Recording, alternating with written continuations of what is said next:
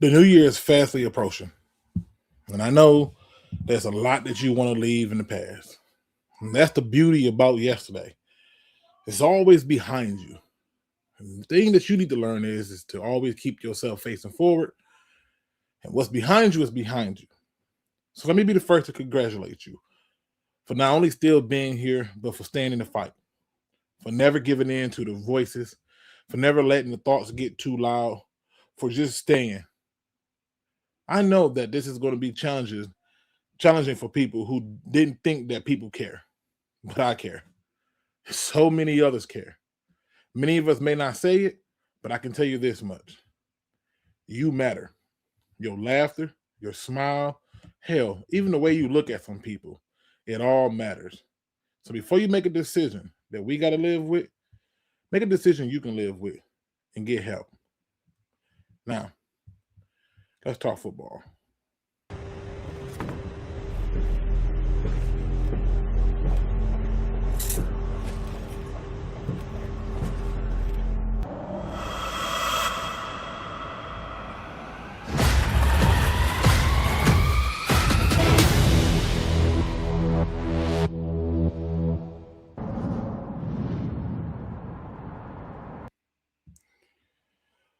Pride Nation.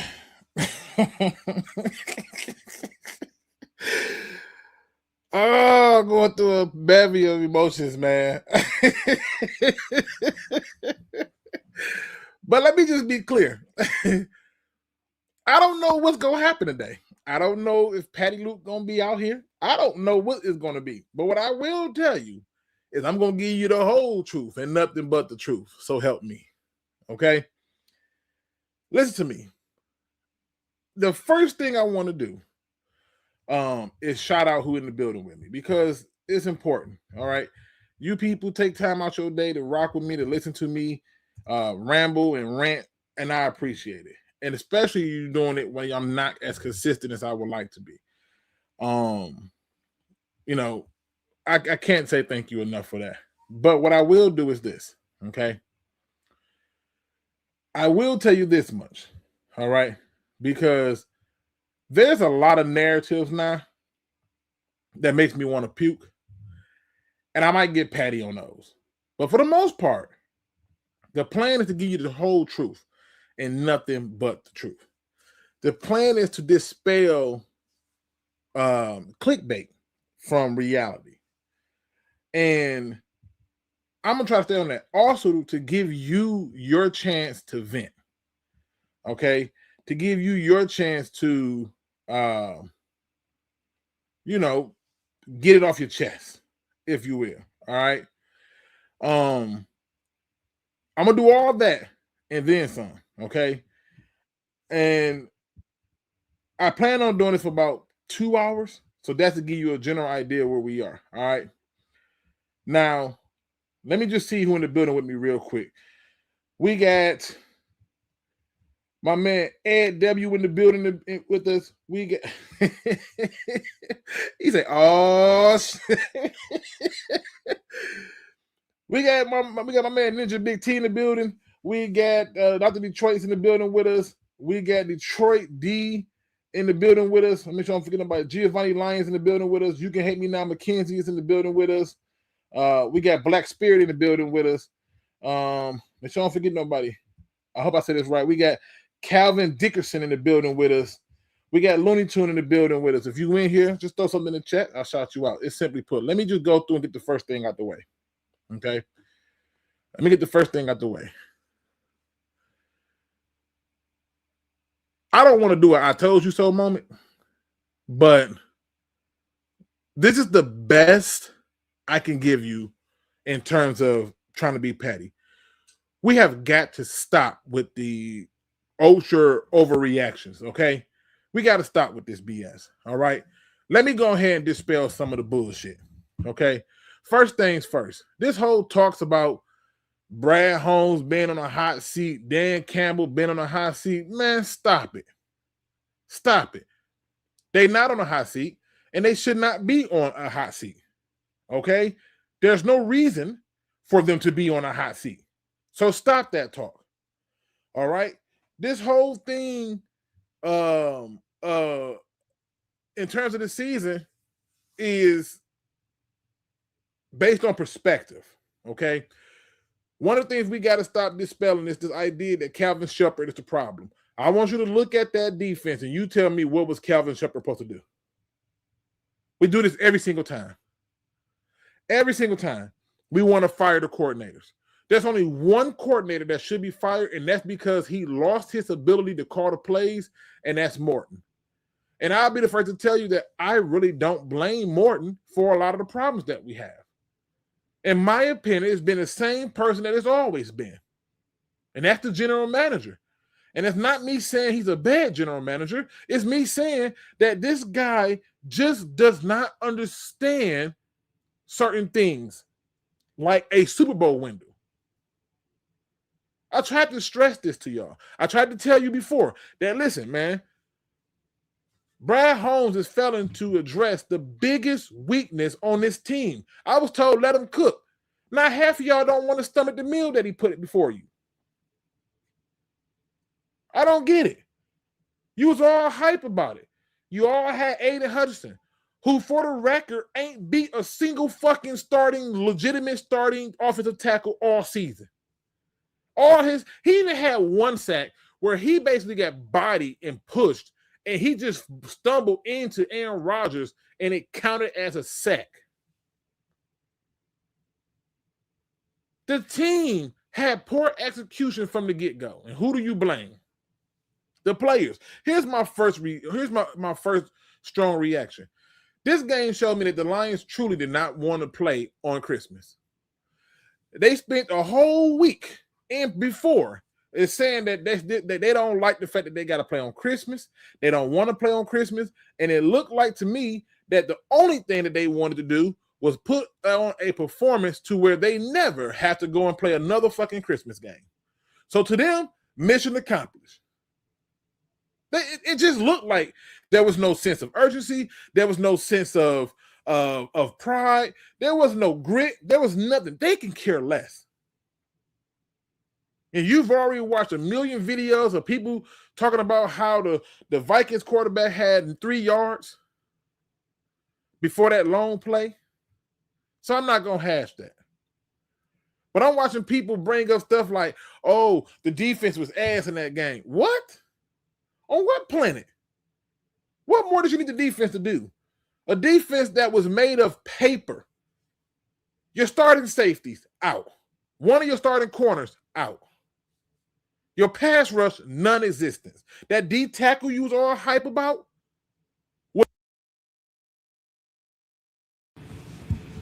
Like, what do you expect? I told you they can go as low as 9-8 and as high as 14-3. Let me give something else that we're gonna dispel. This is one of the biggest BS statements I've heard all freaking season. It's clear that the Lions missed not having Ben Johnson. This is bullshit. This is what hyperbole looks like. This is not the reality, people. This is not the reality. Because if you look at it, they're still on par offensively. The difference is, in the previous years, you were playing a 3rd or 4th place schedule. This time, you played a 1st place schedule. And while many of us are running around here not understanding the most basic parts of this thing called football, which is to ask yourself questions, we just want to look for somebody to blame because we're angry. Well, if your expectations wasn't like mine, which is Super Bowl or bust, you shouldn't be upset. Because here's the reality. Many of the problems that we have been here since this regime came in. Why do you think I led the charge after the first year screaming Brad Holmes is not addressing the biggest weakness on our team?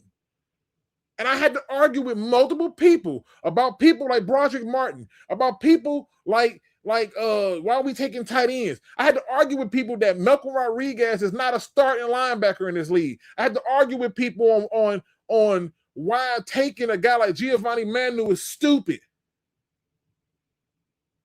He can't even unseat nobody right now. Like, I don't get this.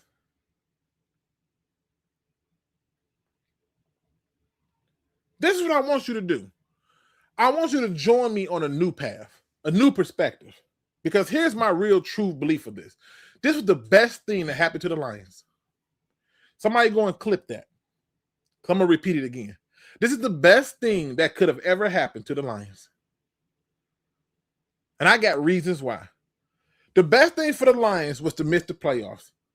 Not only was it the best thing for them to miss the playoffs, the best thing for the Lions was for them to get embarrassed and miss the playoffs. You see, we've been doing all the embarrassing for embarrassing people for the last 2 seasons. That was us. That was us doing it. And I don't want to hear this BS about same old Lions. Whoever say that, take your same old Lion fan ass on somewhere else. This ain't the same old Lion situation. But this is the best thing that could have happened. If there was ever a gift that you did not know that you needed, but you deserve, this was it. Because your general manager was truly under the belief that he had the talent in place. And he believed that when he released a healthy Zadarius Smith in favor for injury-prone Marcus Davenport. You want to hear something funny? I bet you he won't bring back Marcus Davenport again. I bet you that won't happen. I bet you he's going to take more kind to people with injury histories. See, it's one thing if you got hurt here or there. It's another thing when you just hurt. I bet you we won't have to worry about that no more. We ain't got to worry about our head coach or talking about we're good. This is the best thing. And the scary part about all of this is we're not the first team that this has happened to. We're not the first team to go from first to last. And we won't be the only team to ever go from first to last. Simply go do a Google search and look up teams who went from first to last. It will shock you. But it's about what you do after you went from the top to the bottom. You see, what you cannot do is get to a point where you forget how hard it was to climb to the top. See, that's what we're going to find out. And I'm going to tell you something else. We spend too much time giving praise to people for coming in and turning things around because we were a bad product. Well, let me help you with something. If I put makeup on a pig, it's still a damn pig. I may make the pig look a little bit more prettier, but at the end of the day, it's still a damn pig. And what I've been telling people for the longest is we got a pig. The pig put a little makeup on. Somebody found there some clothes. And all of a sudden, the scent of bacon. You see, this is where we're supposed to be. This is the reality of our team. We ignore all the flaws because we were happy about saying, let them cook. And now we got chitlins mixed with livers and gizzards, and nobody wants to eat the damn meal. This is the greatest gift that you could have got for Christmas. You should have saw me. Because here's the reality. If they made the playoff, what was they going to do besides lose? How far did you expect them to get with no safeties? I told y'all DJ Reed was not him. And it's not his fault. But I told you he's not him. And I knew it was going to be even more exploited because you don't have a pass rush. And all I kept being told was, well, we got Tyreek Williams, man, to replace DJ Reader. Really? You know what we could have used this year? Pass rush. You know what Tyreek Williams didn't give you? Pass rush.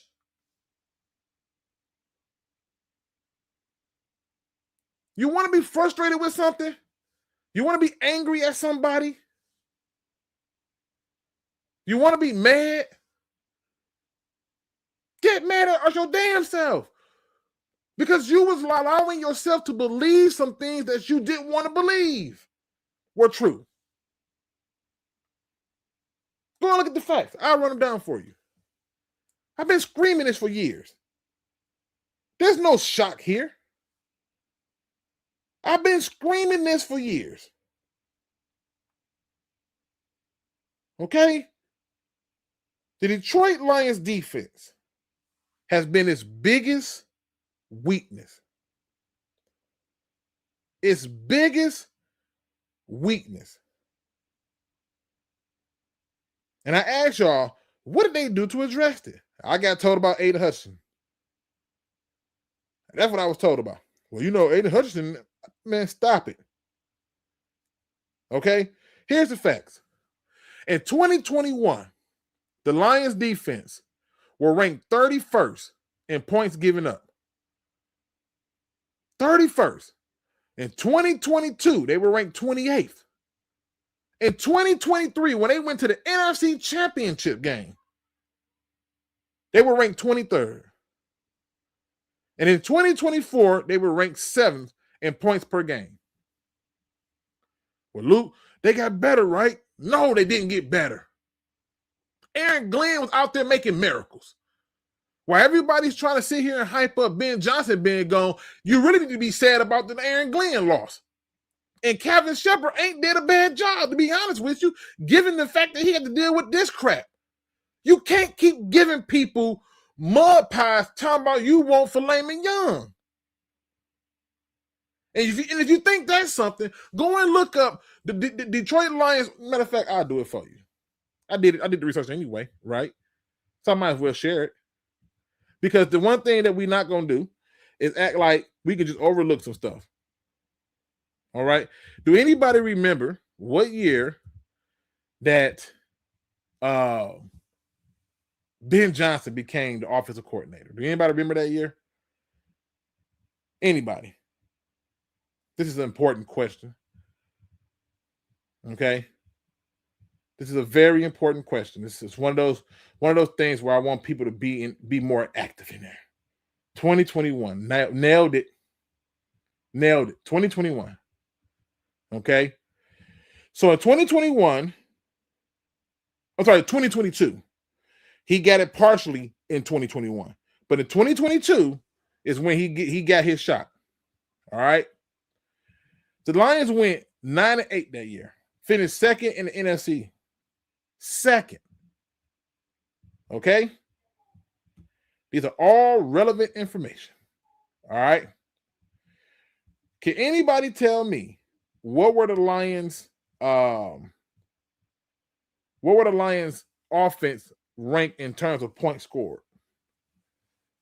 Come on. I want y'all to really think about that. That's why, like, actually for points scored. And if you ain't got it, I got you. Trust me. There's a lot of madness to it. All right. But watch this. They were 5th in scoring offense under Ben Johnson. 5th. Okay. Now, this is where we have to now start to be 100. Okay. Because now what we have to do is ask ourselves, how much of Ben Johnson did we really miss? Okay. And when you get to this same conclusion that I've came to, if you're just using this statistical point for it. So 5th in scoring in 2022. In 2023, when they went 12-5, won a first division title in I don't know how long, right? They were still 5th in scoring. 2024, they were 1st in scoring. At this point, Ben Johnson is averaging around 4th in scoring, somewhere around maybe 5th at best. And what do you know? This year, the Lions are 4th in scoring. Where does this talk about us missing Ben Johnson? There's definitely been a lack of player execution. And for somebody that's had to go on the road and tell me, well, it's not been a lack of player execution, Amon-Ra St. Brown has his most drops thus far. Thus far. His whole career. Including college and high school. He don't drop the damn ball. He had a bunch this year. Then let's go to another part that I'm tired of hearing this false narrative on. Dan Campbell in fourth downs. Did you forget that's why we was who we were? Did y'all forget that? Hindsight is beautiful. When he get it, he got big balls, big kahunas. He's dragging his thing around with a wagon. He's walking like Conor McGregor with them big balls when he gets it. Then all of a sudden, when he don't get it, we don't forget how the hell we got here. So now he don't have it, and then we want to, I would have went for the field goal. Would you? Well, here's a news flash. Most of y'all who would have went for the field goal would have lost the game still. Because y'all out of the kicker can't miss a fucking field goal. Like we watched it happen in the Steelers game. And so many other games where he missed kicks. Kicks are not automatic in the NFL. So you got to play your game. But here's what you can't have happen. You can't have teams who can't touch the other team's quarterback. Then everybody want to talk about the run defense. This is what everybody want to talk about. Oh, the run defense, man. You know, Luke, we're not being honest and we're not being fair about the run defense. Can we be honest about the run defense? All right. Well, let's be honest about the run defense. Because that's what y'all want to talk about, right? Well, the run defense has pretty much been the fucking same as been since he got here. And he's done the same things over and over. And I've told you, all you have to do is look no further than the facts. Super Bowl windows are not big. Ask yourself this question, okay? What has Brad Holmes done since the Lions went to the NFC Championship game and lost a 17-point lead after half? What has he done to get us back to that game? Not to the Super Bowl, not back in the playoffs, but back to that NFC Championship game. What has he done to fix and remedy that problem and get us back there? I'll wait. Tell me. Because I'll wait. What has he done?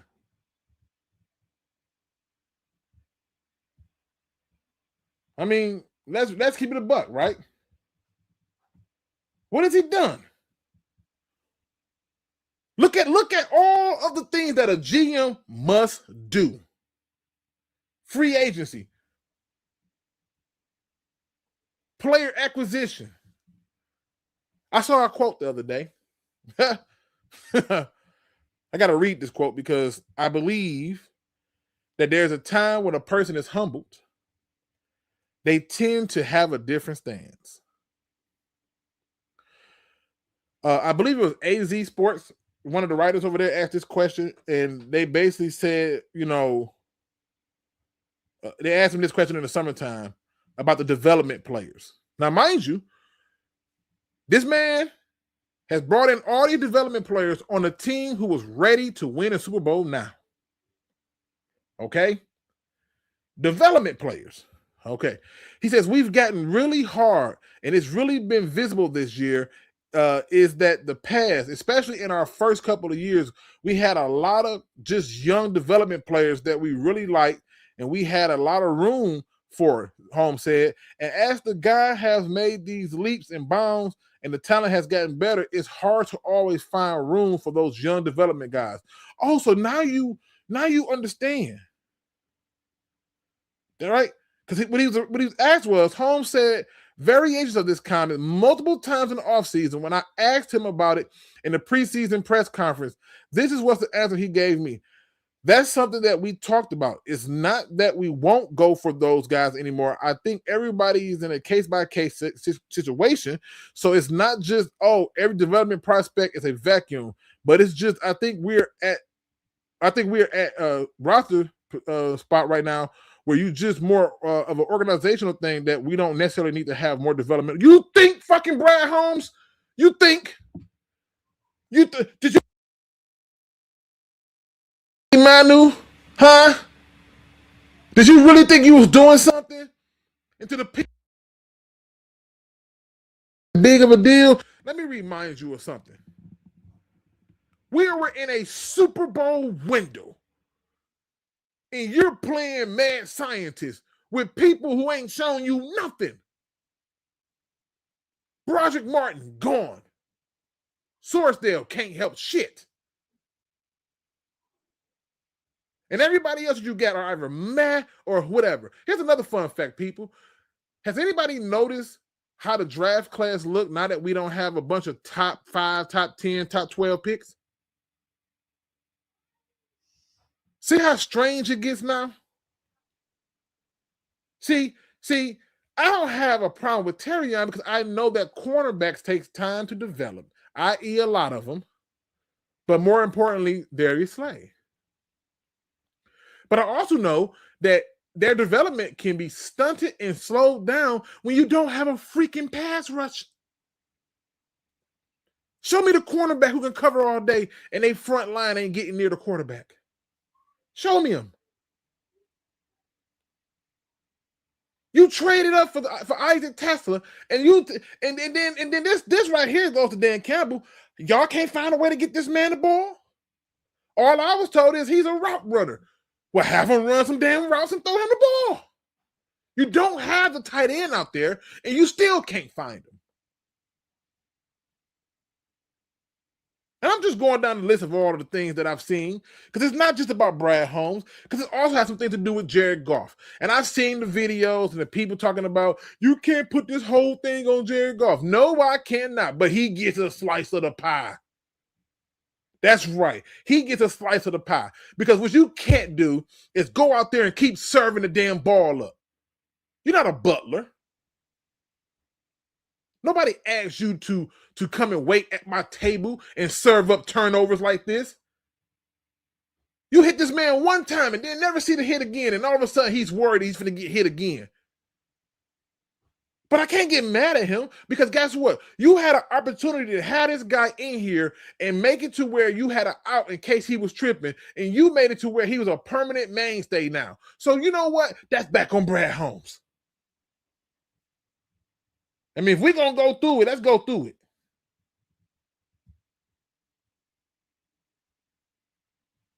Okay? If we're going to go through it, let's go through it.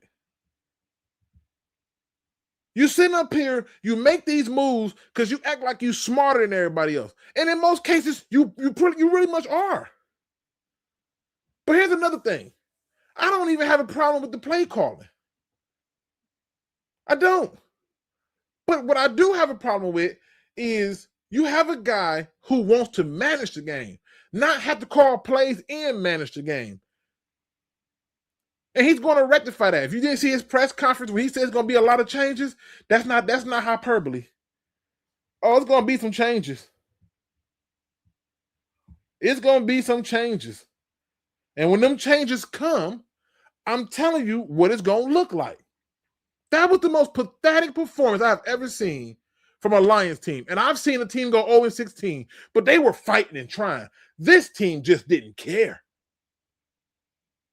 And don't get me wrong. I'll go back a week prior to the Steelers game, and I'm going to be the first to tell you, the very last play, 100% offensive pass interference. That one where Tesla gets blocked into the fucking Duggan, no, that's a bad call. But you know what? I'm glad we lost that game because here's the reality of it right here.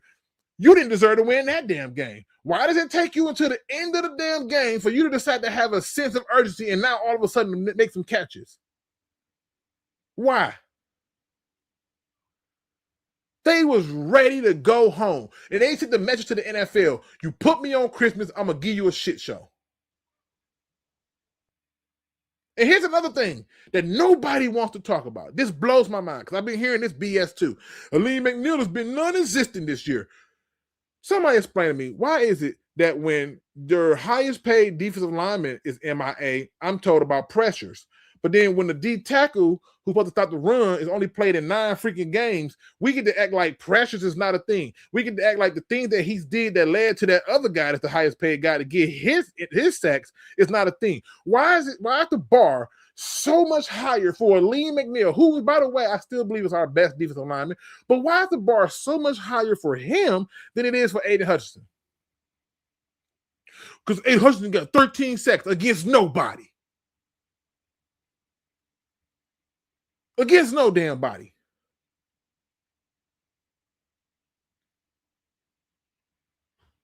And this is the truth. You had an opportunity to get this man some help. And then y'all get mad at me for calling him Greek yogurt. This is why he's Greek yogurt. You think I'm lying? Go and look at every. Did you notice that the Lions put out a tape on all of Jahmyr Gibbs' runs and touchdowns and stuff because they wanted to distract you from the reality? Where's my Aiden Hutchinson sack tape at? Go and look up the tackles that he beat. Just go look it up.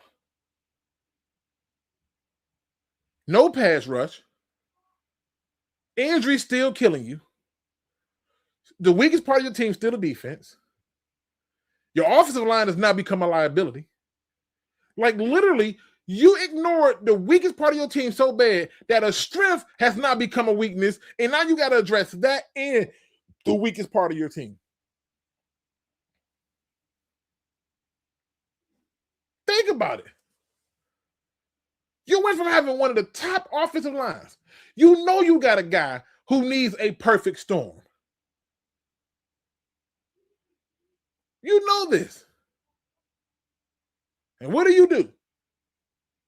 You trot out the same old trash-ass players on defense. The same ones.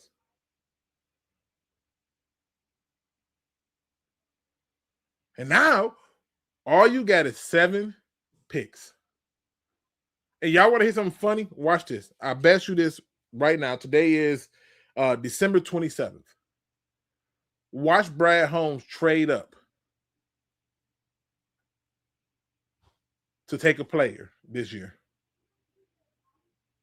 reducing those 7 picks.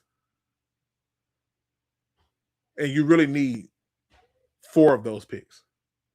Remember, my rule was simple. First round picks have to start immediately unless it's a quarterback. Second round picks have to absolutely start or be a significant role player. Third round picks need to be a significant role player or somebody who can help on special teams in on the offense or defense. Fourth round picks must do the same thing. Fifth, sixth, those players are guys that need a little development, but they can still assist on special teams. And seventh round pick is I just need to get another look at you. And I'm only bringing this stuff up for one reason and one reason only. Okay? It's because there is no difference right now between the Detroit Lions and the 49ers. I'm going to say it again. There's no difference between the Detroit Lions and the 49ers. When the 49ers had their Super Bowl window, what did they do? They pooped the bed. And they did nothing to get them back to the Super Bowl. Nothing. And we're in that same boat right now. Because we had an opportunity when we went to that NFC Championship game.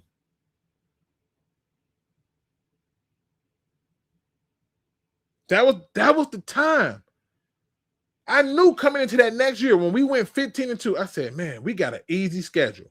If he go hard right now in this easy schedule, I promise you we're going to the Super Bowl. And you know what he did? He brought in Marcus Davenport. That was his answer. Your divisional rival needed defensive help and let this man go. You thought you were going to change the fortunes. And then instead of you realizing that it wasn't going to work out, you went and remixed it and ran it back? Come on, man. Now, I'm just giving you all these little tidbits right now because I'm going to let y'all come in and do y'all vent. I believe that y'all are entitled to get some things off y'all chest too. But here's what I don't want to hear. I don't want to hear we really miss Ben Johnson because we don't.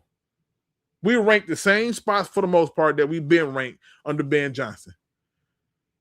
We miss Aaron Glenn because the defense is right where the same spot is too, but that's because it's never been a real significant imprint. There's no way nobody's going to convince me that Tyleik Williams was a good pick. It's just not going to convince me of this. All right? Just not gonna happen. Now, again, this is the best gift that keeps on giving. Because guess what this is going to do? One, you're going to have a more favorable schedule next year. That's one. But two, now you can't bullshit anymore. You can't play around. You need to go out and get some stuff.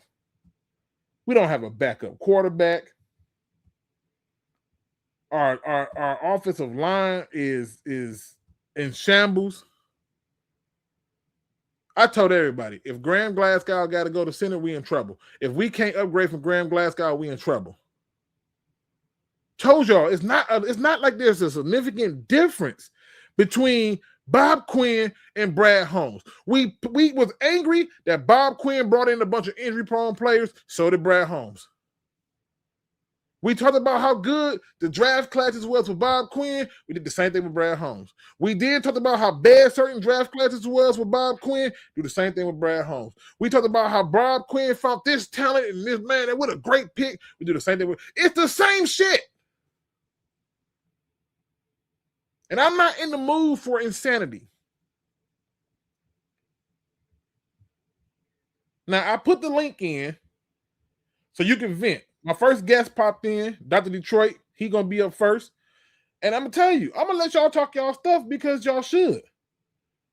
But we got to be honest about our team and stop saying, let them cook. Let's bring in Dr. Detroit. What up, though? What up, though, Luke? How you doing, man? Man, listen, I'm good because believe it or not, people don't know this. I'm happy. We need this. Let me tell you something. I think so, yeah. Mike Tyson said it best. Everybody got a plan until you get hit in the mouth.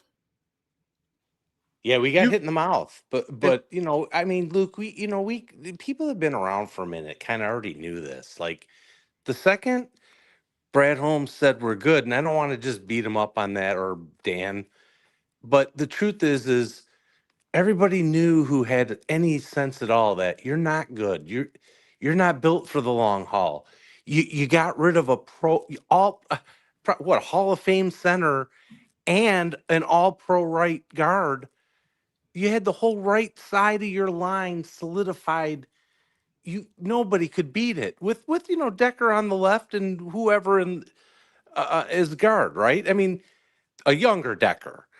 That was great. Decker's a year older. He's beat up. You lost like I say, you lost a Hall of Fame center, a great right guard, and Penei Sewell has an off year. You got one of the crappier lines in the NFL right now. You know the scary part about it, Doc? Let me tell you the scary part about it. I know Frank Ragnow told them he was going to retire. I don't doubt that, but I don't have proof of that. That's why I'm not going off. Listen, right? I don't need to have no proof. Let me tell you why I don't have to proof. Because he was talking about retirement before we even got there. He was already saying, like, man, my body is turning on me. Retirement is becoming a real possibility. So I know he told them because guess what?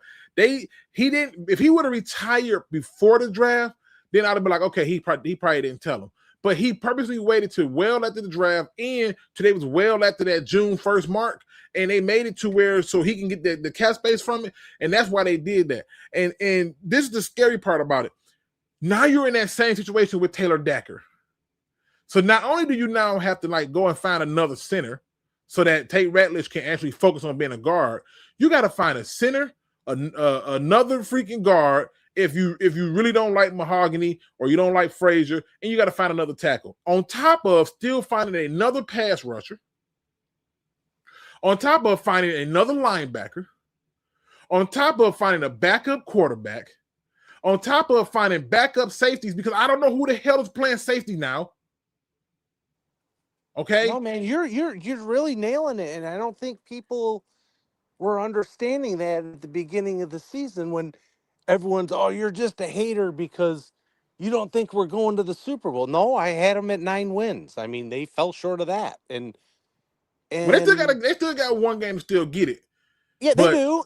But I'm just saying, you're a 9-win team. I mean, look at every other team around you is getting better. Why is it that every other team in the NFL, when they need a player, they can get that player and they can pay him whatever the fuck they need to pay him? For some reason, the Lions can't. No, we can't afford that. You know what it is? It's There's not some about bullshit it's not there. about if we can afford it. It's about we can only afford it if it helps the offense. You see, we gave up 3 third-round picks for Isaac Tesla, and we can't get the ball to him. I know. I find that to be a complete waste when you have so many other needs other than wide receivers. I mean, JMO and Amon-Ra and Laporta, you can't even give all these guys the ball, and you're worried about another fucking receiver? Like, you can't even dish the ball out to all these guys. Nope. Nope. And here's the scary part. This the scary part. You took a D tackle that year. You already had Aleem McNeil, who you knew was coming back. And I had people saying, well, he's not going to be ready. He's not going to be ready. Well, I don't care who you get to play it. Don't draft one. Listen Then to the me, people man. like, You oh, name me a fucking defensive lineman on this team that Brad has picked that was worth the pick, other than Hutch. And listen, that was handed to us, really. we was the second overall pick that year? Yeah, yeah, Okay. yeah. Come on, that was a give me. So give me another name. I mean, give me one that's panned out. There is none. And that's the Oh, problem. okay, That's the okay. same. It's the same thing we said about Bob Quinn. He can only pick when it's high. It's the same thing we said about Bob Quinn. And again, I'm saying all this, not even saying that I want Brad Holmes fired. I No, I want don't him. either. I I want don't him to either. understand the shortcomings and how he's missing an opportunity. Now, don't get it twisted, right? Because one of the other things that I think was a huge mistake was, and I see you back there, Detroit D. Don't go nowhere. One of the other mistakes that I see back there that was a mistake, in my opinion, was when we kept a lot of the same offense from Ben Johnson. And one of my issues was ride the hot hand. We wasn't doing that like that this year. Like David Montgomery completely got reduced, and I was okay with it, but you still got to put him in there, especially when, like, I ain't trying to be funny, but like Gibbs needs to learn how to pass. That's not his thing. Montgomery does No, know how to do it. no, he'll do it, but he's not great at it. Right. And I mean, how many times have you seen him hit the person, but it didn't do nothing? It didn't do much. No, it didn't. It slowed him down maybe a tenth of a second, man. So Yeah. so my thing is, is you got a quarterback who's legitimately a statue, and that's what I'll never forget this. We beat the Dallas Cowboys, and Jerry Jones said his greatest disappointment is he didn't like that his defense couldn't get to a statue quarterback, and he says not a knock on Jared Goff, but he's like, it's not like Jared Goff is a mobile quarterback, so how could they not get to him? But everybody else can, and it's because your team really just wanted the season to be over. Oh, I would too. I mean, look, dude. That team has been grounded into the ground. I mean, this whole grit stuff. They're practicing as hard as they can practice. They've been going on full throttle, overachieving, in my opinion. Overachieving. Okay. And finally they run out of gas, dude. You can only ask the next man up, you know. Agreed. So that only works so much. And again, I think his big mistake, and people are gonna hate this, his big mistake was getting cute with the Gibbs, Campbell, Laporta. I just, and I'll always think that. And you still could have gotten Gibbs. You might have still gotten a Campbell or a Laporta later. Um, I just think he gets too excited and wastes draft picks to get good players. They're not bad players. I'm not saying that. I like all those players.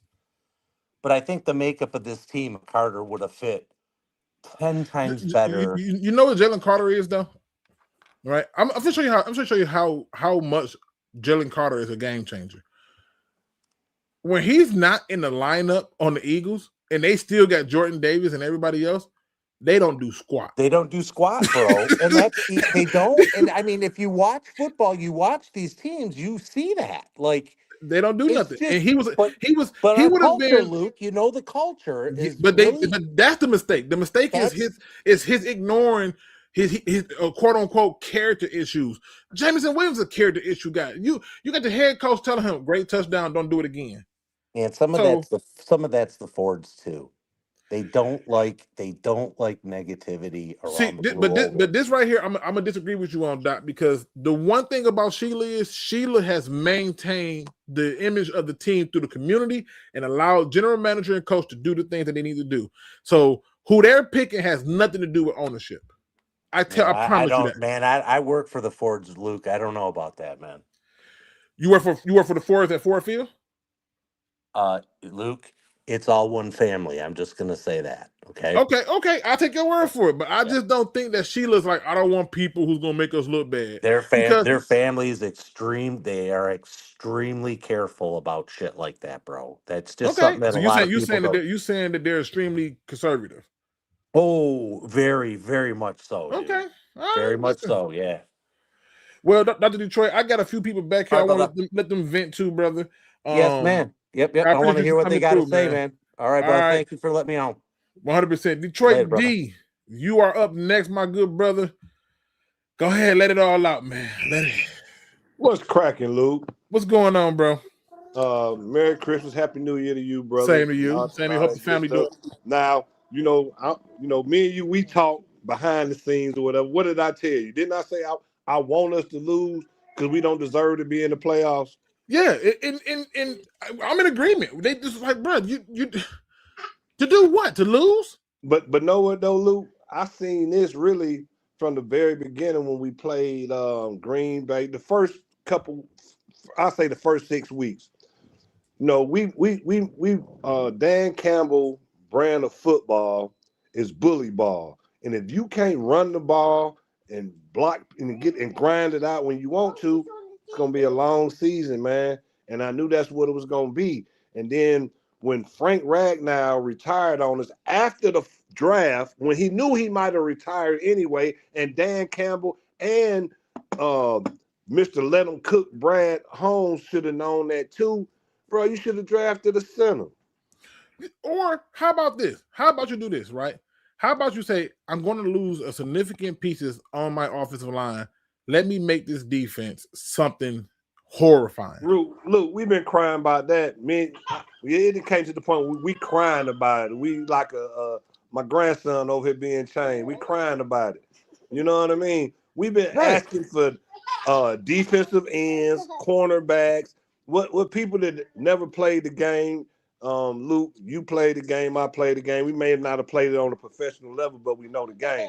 Bro, on defense and on offense, everything it's all intertwined. You only as good as your front seven. Your front seven can put on pressure. Your DB's gonna look great. You can play. Absolutely. You don't have to put resources into the run. When we lost BB and got in Kirby and Curb, bro, that killed our defense. They cover up so many massive holes for us. We ain't gonna even talk about uh, your boy Bruno. And Yeah, I'm gonna say this. we I'm can't gonna talk say about this Bruno. about him. I'm gonna say this about him. Can't be mad at the guy. The guy been double digit sacks after his first year. You know what I mean? Can't even count the injured season. But he needs some help on the opposite side. It's so easy to scheme against our defense. Put the resources at Hutch, and everything else gonna fall into place. And that's one of the reasons why I called him, when Miko, shout out to Miko, when he called him Greek yogurt, I agree that was 100% spot on. You know what I mean? So Hey, I'm going to step out, Luke, man. yeah, My because I see grandson going crazy over you here. don't make the baby mad, Hey, man. you already know, man. And Hey, I appreciate you told for you coming this would through. be a great thing for us to lose in the playoffs so we can reboot and recalibrate and get refocused. Best gift ever, man. Listen, man, that Detroit D, he putting his talk up there, so I'm letting him have his talk. I'm just leaving the stats up there so the people can see what it looked like. Okay, that last game was embarrassing. All right, let me bring in my next guest, Ed W. Ed W. I'm letting everybody up, man. Talk your Well, stuff. happy holidays, man. Through it all. All Hey, right, all right. Hey, for one thing, whatever he was cooking, I don't like it. hey, Brad, listen. keep that. Take that Hey, meal back. let him cook. Let him cook, man. Yeah, well, his seasoning is bad right now. Okay, I I love Dan, but that bullheadedness and everything, that all that passion, I gotta let him be. But at the same time, he's it's like me overworking the workforce. with this, not enough workers. You know what I'm saying? So some people get the heaviest load. Think back to when Skipper was throwing up in the back and everybody was tired. He is pushing them to the point of the brink, which is why I think we're getting these injuries. Why he don't run them in the preseason. To me, that's a catalyst for the injury proneness that we're having. I think that a lot of these guys are just burn out. I think that the player is to the point now. That's why it's looking like we do where we're giving up. I want to go back to my man retiring and them not knowing it. Being football advocates and everything like that, and you're telling somebody, "Hey, I'm about to retire. Hey, I'm about to retire." I think that he definitely told him behind the scenes, and when he saw that Brad didn't draft a replacement, that's why he retired after the draft. Like, man, fuck that. I'm not going back up in there because he was hurt the last 2 years. I've been on here with you screaming like he hurt. When we're gonna get somebody hurt, he hurt. When we're gonna get somebody. So Brad's consistent ignoring of all these people, that the problems that he was having, that he was hiding through the winds, it's all exposed. So this is the real Brad we're going to see now. How is he going to work this when you got all these contracts expiring, bro? You only got so many drafts, and like you said, he may even draft up to get somebody, which is going to make it less. What we going with? He going to spend the money. You're going to have to go get some free agents, and it ain't enough freaking free agents. So we're going to bring back some of the staff that these bottom feeders that can't do nothing. And I'm still laughing if he bring back Davenport, because you say he won't. I think he still might bring Davenport back. Let me tell you something. Let me be clear. No, Go ahead. Because see, I was doing good. I was letting you cook, and then you decided to bring my blood pressure. Go ahead. If he brings Davenport back, you understand me? I'm going to lead the charge in seeing that man get up out of here. You hear me? Yes, because sir. At that point, you have with learned the cavalry nothing. with you, Luke. You have learned nothing. And this is why I will say this, Ed. I don't agree with you that they're being overworked, and I'm going to tell you why I say that. Mm-hmm. Most of the people who are hurt was already hurt when we got them. Pascal was coming off a cancer scare. Mm-hmm. Right? Levi Anthurique came in with a bad back. Right? Go through the list of the list of the people. These injuries that they're getting, it ain't because they're getting overworked. In fact, the studies do show when you train a certain way, you're less likely to get hurt. Okay. Mm-hmm. What I believe is happening is we're just taking our players because they're church boys, they're choir boys, and because we want to keep the choir boys intact, we're just adding them. But I don't believe that they're being overworked. But if Brad Holmes brings Marcus Davenport back, I don't give a because he'll kiss what they call it when you so snobby or out of spite, you'll cut your nose off or whatever. He's that kind of person. It's his personality. But this is my point. If you're not prepared to learn and grow and develop, then you have to go. Your head coach just said there's going to be some major changes next season because I don't like sitting at home for the playoffs. Mm-hmm. Okay? Now, I keep asking people this question. What did he do after they went to the NFC Championship game that would guarantee them to get back or past that game? Nothing. What did he Absolutely do nothing. after we went 15-2 with a completely injured defense? What did he do? He doubled down on them same injured players. And here's the scary part about it. Some of these players, like Ennis Rayshaw, the reason I liked him coming out of college, because I said, he could play safety and he could play corner. He replaces that iffy thing. This is where we got to get our coaching staff to get into their books and say, hey, this got to get fixed. And to me, when looking at this team, this season right here was like they give me. They're going to still probably end up finishing the season with a winning record, and I can't get mad at that. You feel me? Like, I can't. This is something totally different. When we had Jim Caldwell and we would finish the season, I was like, yeah, but we didn't beat nobody with a winning record. This team don't do that, so I can't give them that same thing. But what I will say is this: there's a lot of room for you to redo this canvas in a way to make a more complete picture. Okay. It's a bunch of names that I can go through and tell you that they shouldn't be back. I'm gonna say that for another video. But there's only a few people, I can tell you this much. There's only a few people that I would bring back. And I'm gonna give you all their names because they can still provide something. And Okay. You're talking about off these expiring contracts, these right? expiring contracts. These are the only Okay, because it's like 30 of them. I feel you, but these are the only ones who should come back. Nobody Okay. else should come back. These are the only ones that should come back. Stay with me. Quick question. Quick snippet. Is it 5 or more? I'm a fine 5. Okay. I'm a 5. Okay. Because I really couldn't. Amik Roberts.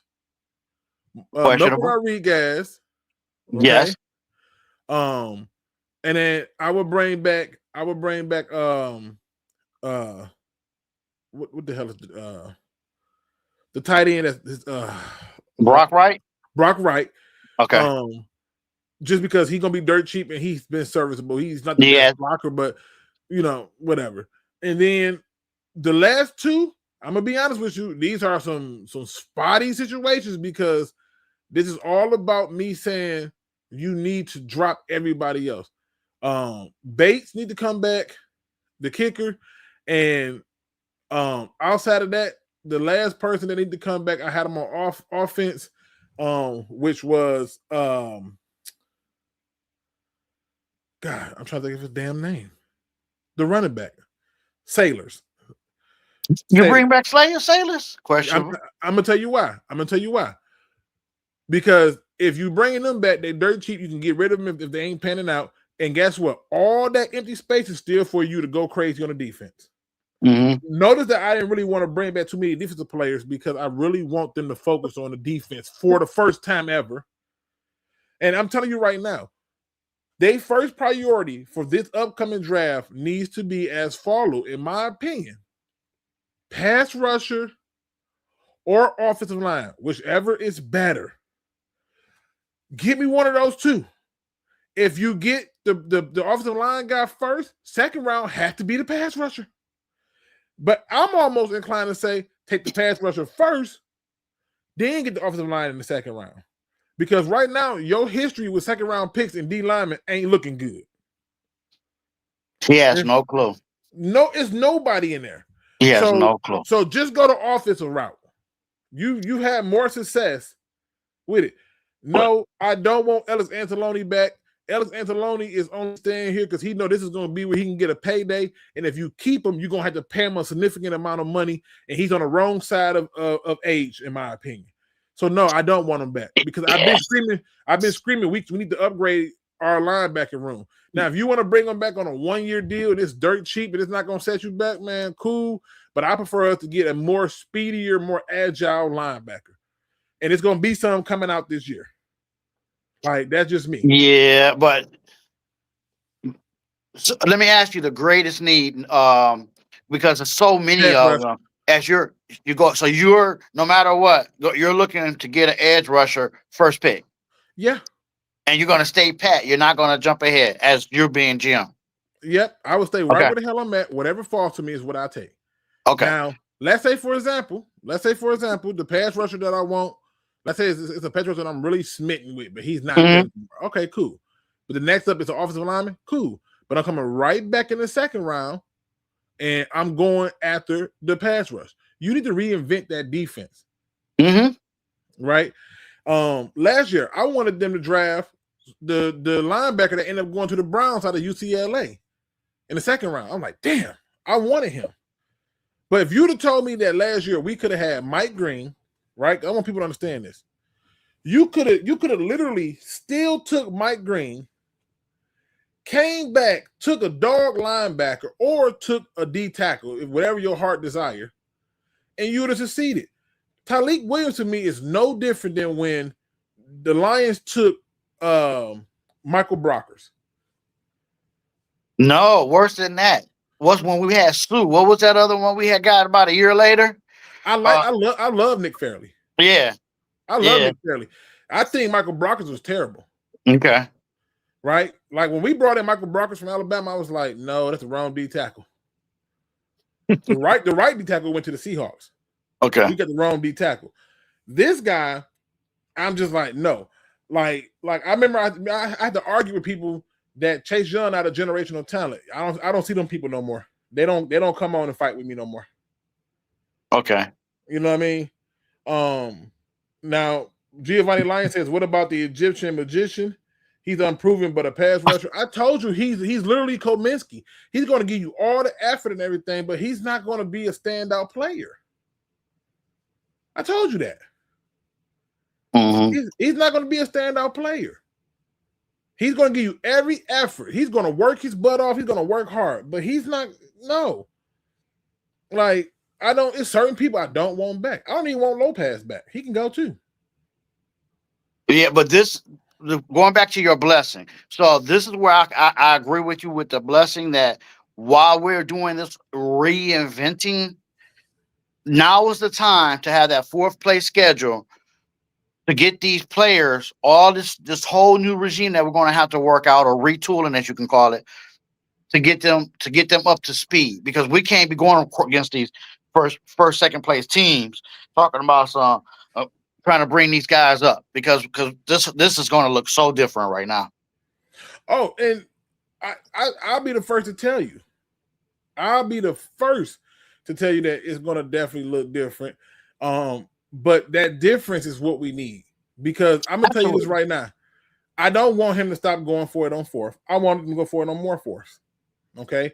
I don't want him to change what he is as a head coach. What I want is for the offensive coordinator to be able to do his job so that the head coach don't have to worry about that. Okay.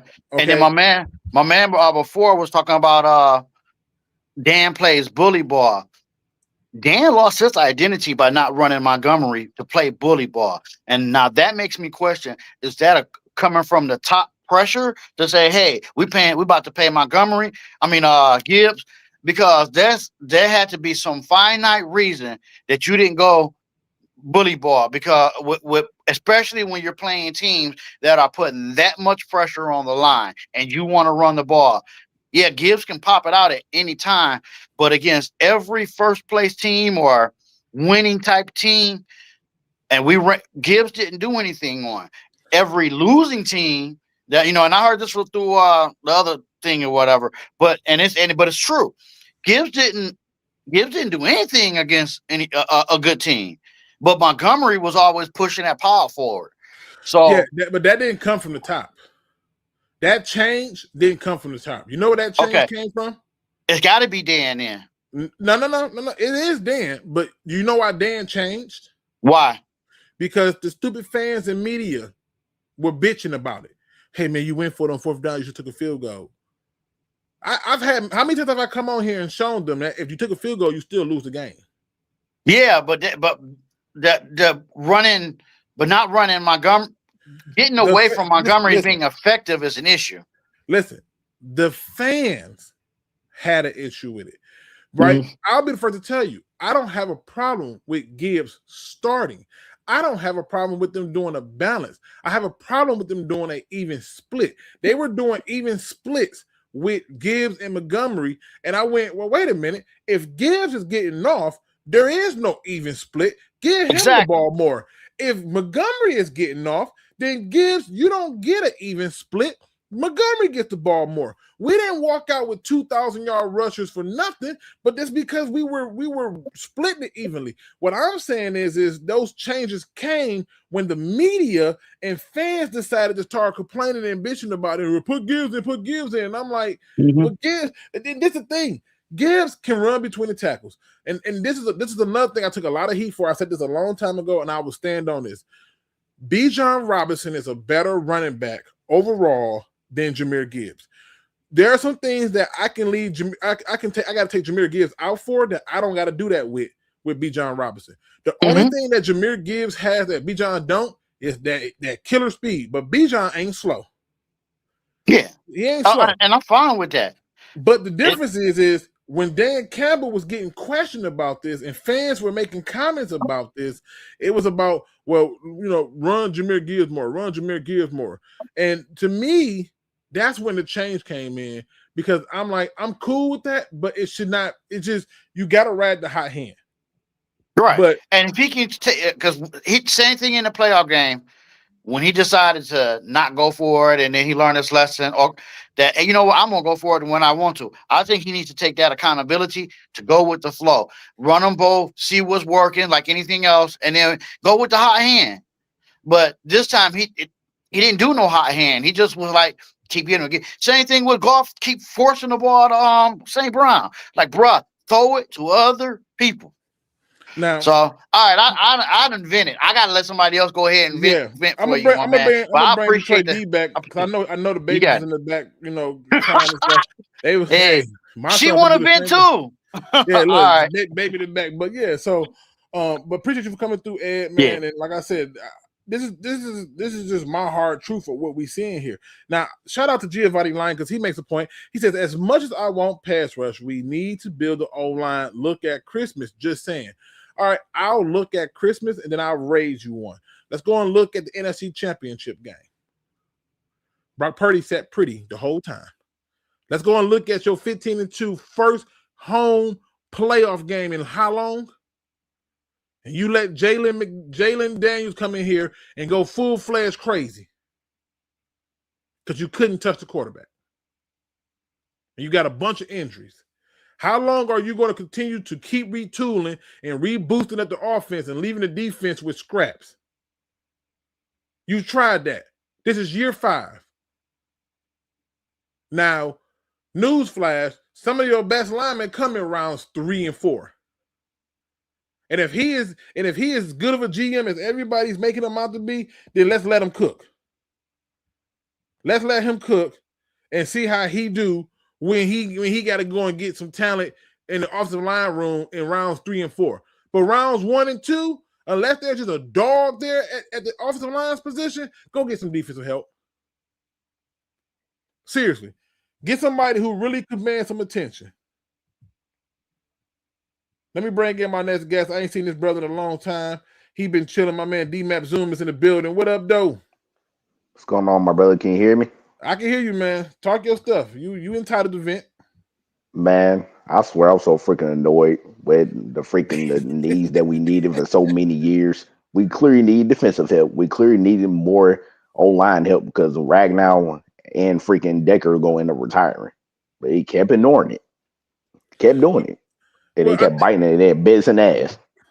Well, I think that his reason for ignoring it is because he wanted to believe that he brought in guys that were going to develop.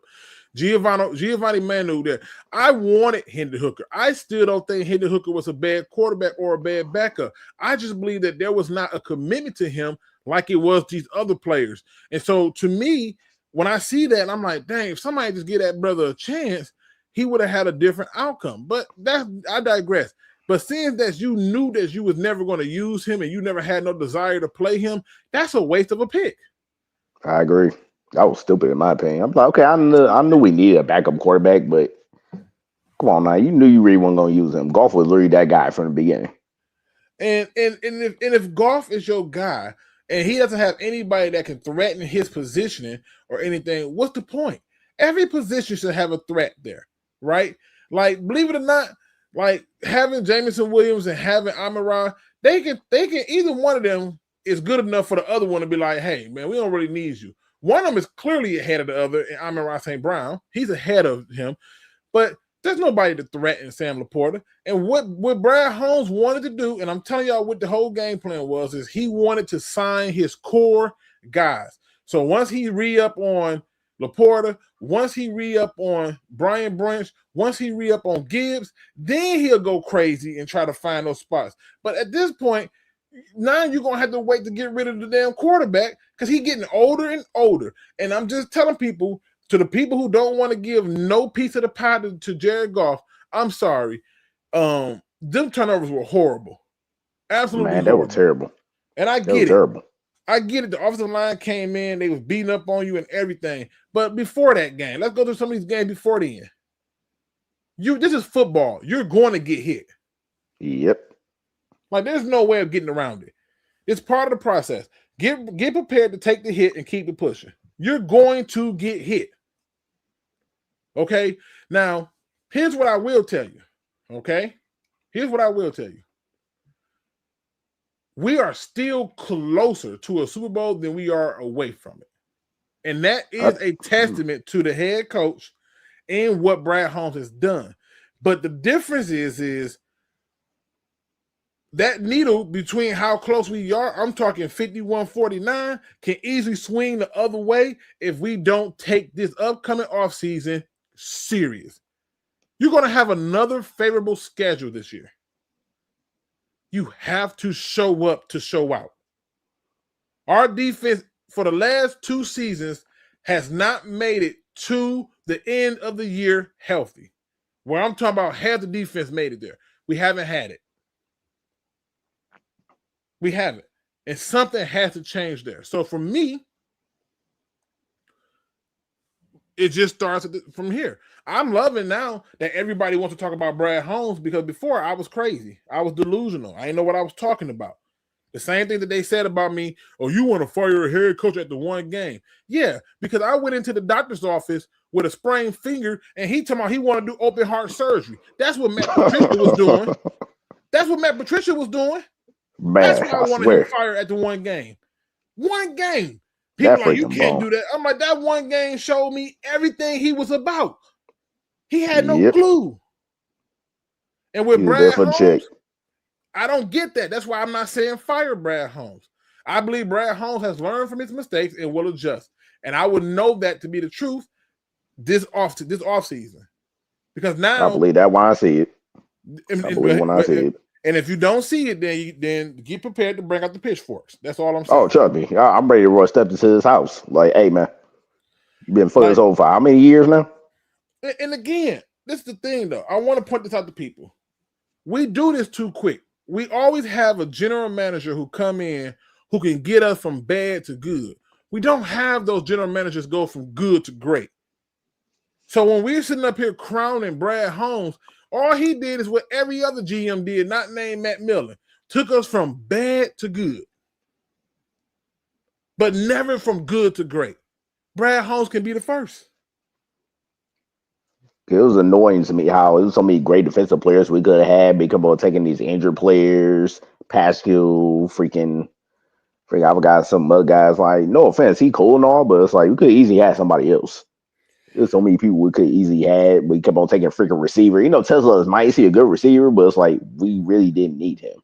We needed more defensive players. Listen. I'm going to show y'all how crazy this is. Gave him freaking 3 picks to get him too. Y'all forget something. Hold on. Let me go back one. Let me just go back one. Yeah, he nice and all, but it's like, come on. Hold on. I want to see. You know, damn well we need more defensive help. Well, he knows this, but he was under the belief that we were struggling because of the injuries. That's what his belief was. His genuine belief was our problems were because of the injuries. Now, when we took Isaac Tesla, I just want y'all to just stay with me, all right? Landon Jackson, DN/D tackle from Arkansas, was still on the board. Yep. All right. I'm just giving you who's on the board. Princely, Yemeni, I'm all gonna botch it. You know what? I'm just gonna show you. I'm not gonna, y'all know I will botch the hell out of a name if you give me the opportunity. Y'all know I will. I botch the hell out of that name. Don't give me the room to botch it, and I won't do it. But I want y'all to look at some of the people who were still possibly there when we traded up to take this man. And again, I'm not even telling you that Tesla was the wrong pick. I'm telling you that was a luxury pick that I'm not sure that we should have been in a position to make. All right? I don't think we need him. Yeah, he good. Don't get me wrong. He's a good player. That ain't the problem. We really didn't need him. We need more defensive help. And you just named a couple of defensive players we could have had. Those players, we literally could have had one of them. Now, and again, Detroit D, I still see you in the back. I know you still handling them the babies. So when you're ready, just throw me a thumbs up. I'll see you on screen. All right. let me just show this because I want people to I take swear a it good annoyed the look. hell out of me when he did that. I'm like, okay, Tesla's nice and all, but wasn't that the nice defensive player sitting right there, right under him? We could have I, picked him instead. I'm not even talking They about these said, people. nope. I'm not even saying these people gotta be better than them, but I would have been okay with these people.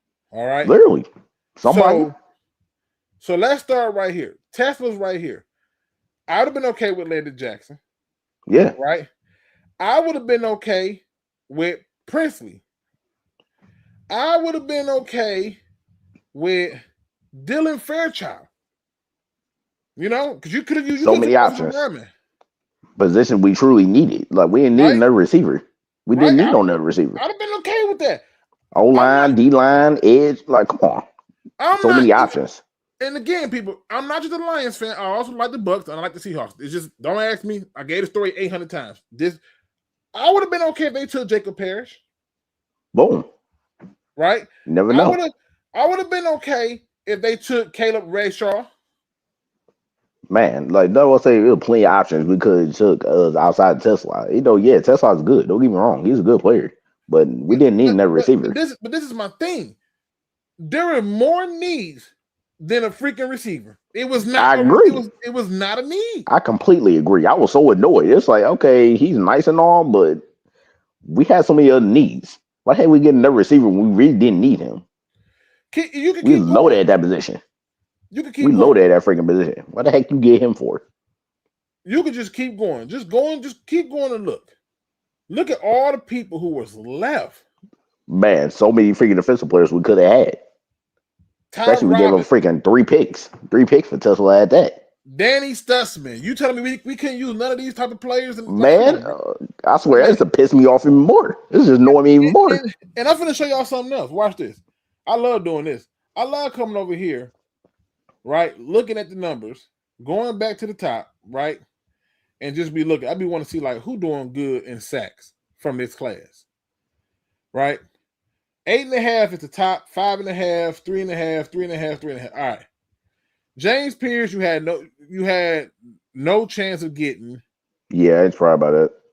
Well, hold on, wait a minute. Maybe we did have a chance to get him. We was picking what 20 what? It was it 24? We picked 20 24 or 26. Or wait, I did 28. No, we 28. 28. So you didn't have a chance of getting James Pierce. All right. Okay. So I just want to make sure that like I lose track of myself sometimes. All right. But look, I'm just saying. Now, Walker, you had no chance of getting. Carter, you had no chance of getting. Nope. Nick Scorton was there, but again, I'm not tripping that we didn't get there. Mike Green is buried in a room full of and when they use him, it's situational, and his assignments is different. But Mike Green would have been a perfect compliment to us. All right, literally, they use him. But I'm just gonna tell y'all, these are people that I think would have been better than taking Tyleek Williams. Mike Green, Carson Schwarzenegger would have been better. Okay. Literally. Taking the safety, Nick Emery would have been better. Why not? We can go and look at. I wasn't a big fan of Donovan, so I'm not gonna act like that was one. But Parrish was. Man, just look at the draft. Back at the draft, just pissed me off even more. It just annoyed me even more. And I don't want to do this because it's hindsight, but it's like, man, it's a couple days after Christmas. Why are you pissing me off, Luke? Because you got to think like if you look at this, if you look at what we chose to do, instead of getting some of these other players we could have had, there was people still left on like as late as the 5th round, man. Literally, it plenty guys we could have easily. A lot of guys you mentioned we actually could have gotten. We didn't trade up freaking 3 third-round picks and all this crap just to get Tesla. But yeah, he good. But like as late as bro, like if you didn't have a you could have Shador Sanders would have made more sense as a backup quarterback. Man, at this point, yeah. So I just annoying me. I just walk away always feeling like, damn. Just annoyed as hell. Like, really, Brad? Like, okay, yeah, he from Detroit. Woohoo! I like the story and all. He nice, but we don't need another receiver. We need defensive players. You're Even the good. old lineman could have had another lineman. Old lineman, like, come on. And that's what I'm saying, man. But like I said, it's just one of the things where, I'm just, I get it, bro. It just annoyed me. DM5 TV says they need to move on. They need to move off of our guys draft pick. Every team needs a few rough riders. Yes. I agree with that. I agree with Hey, that. bro, where's my bad guy? Where's We got none. We got where's none. my bang? Give me my bang. Give We me had my we bad had a guy. freaking bad guy. Like last time we had a bad guy was Sue. He was that dude. Even the Avengers had an uncontrollable monster in the Literally. heart. Just give me one bad guy. Just need one. There gotta be 2 or 3. One. That's all we need. What got me was 2 years ago when they took Terrion over Dijon Cooper. That's what I'm saying. Man, don't get me started. Terrion cool and all, but we could literally had Cooper DeJean. Like, bro. I even argue that Terrion was a necessary pick because you can go and get Rayshard later. And I feel like Rayshard can at least play safety and corner like Cooper DeJean. That was my belief. Man. So let me bring, man. Listen, D-Man, you got anything else you want to include before you get up out of here? Nah, man. I'm not going to get up out of here if I get more annoyed on the REM. But at the so end of the many day, freaking players could have had, man. At the end of the day, I can tell you this much, D-Man. This is the greatest gift you can have for Christmas. I promise. Oh, I agree. I knew one gonna make it. It's gonna force them. It's gonna force them to come face to face with the reality that, hey, we need to do something different. Because guess what? They got a choice. Because guess what? I'm gonna tell y'all something that I really think it's gonna happen, and I'm getting more and more worried about it because I really think it's gonna happen. And you know what that is? I think that the Vikings is going to call the Bengals and try to acquire Joe Burrow. Joe Burrow not happy. He technically want out. There's rumors that Lamar Jackson want out. He don't scare me as much as Joe Burrow. But if the Vikings get a legitimate, decent quarterback, man, we in trouble. Come on, man. We in trouble. Let me bring Detroit D back in. Thank you for coming on, man. I appreciate you for coming through, D-Map. Oh, not a problem, man. I 100%. Like, man. And Branch is a dog, but he's not the bad guy that you would think. Detroit D. What's going on, bro? You got the babies together, man? Yeah, man. I'm out here on the front porch right now.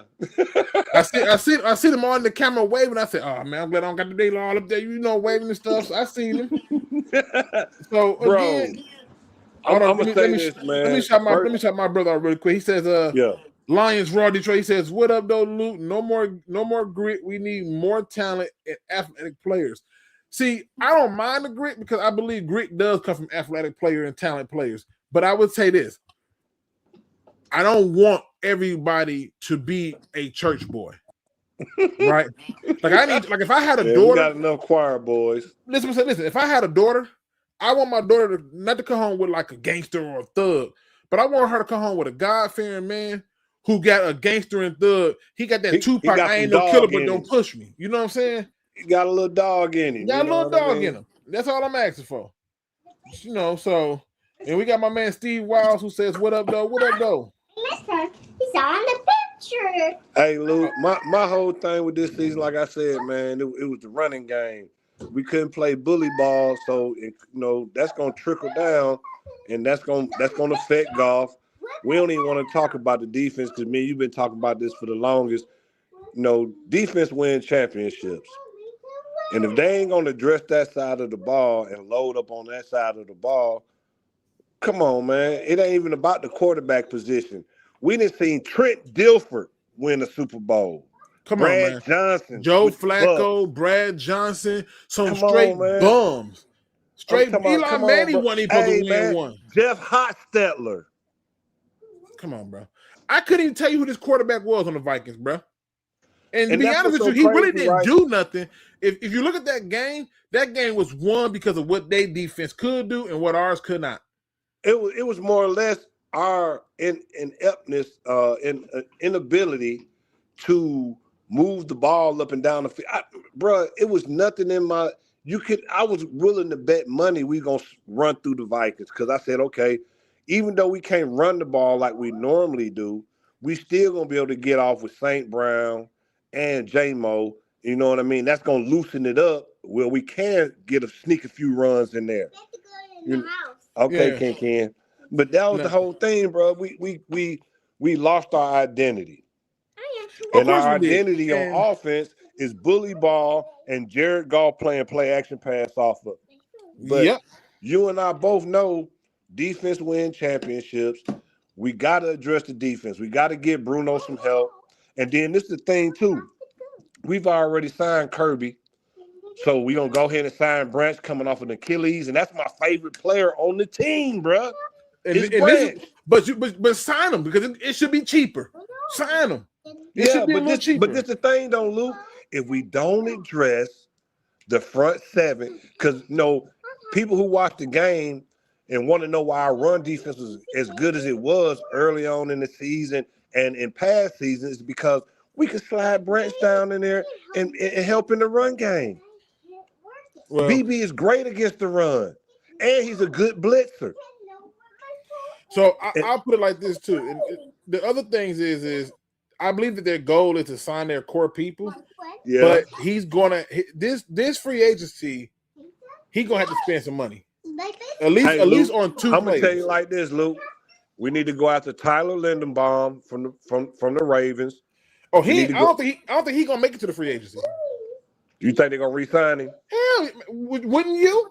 Hell yeah, but I'm just hoping. Hey man, this is wishful thinking. Okay, fair enough. I'm just saying what you people would. don't understand is, dog, our whole offense. Even though we still scored the same amount of points damn near, but we couldn't run the ball the same because we didn't have Frank Ragnow playing quarterback on the line. And that's the scary part. That's the thing that people don't realize. But hold up, Luke. But the thing of it is that y'all in-house, meaning Brad and Dan, why we didn't already draft his replacement, Luke? Well, you know why? It's because of what Raw just put out. Brad Holmes is married to players. He's married to people. Brad got to get out his feelings, man. Now, I will say this. Now, Ross says, Lamar Jackson is a 2-time MVP. Got to give him some respect. He should have been a 3-time, but they handed it. Can you tell me a time where the Ravens got to the playoffs and Lamar didn't turn the ball over? No. Not one time. Lamar has put that team behind the 8 ball in most of those games, and that's why they lost.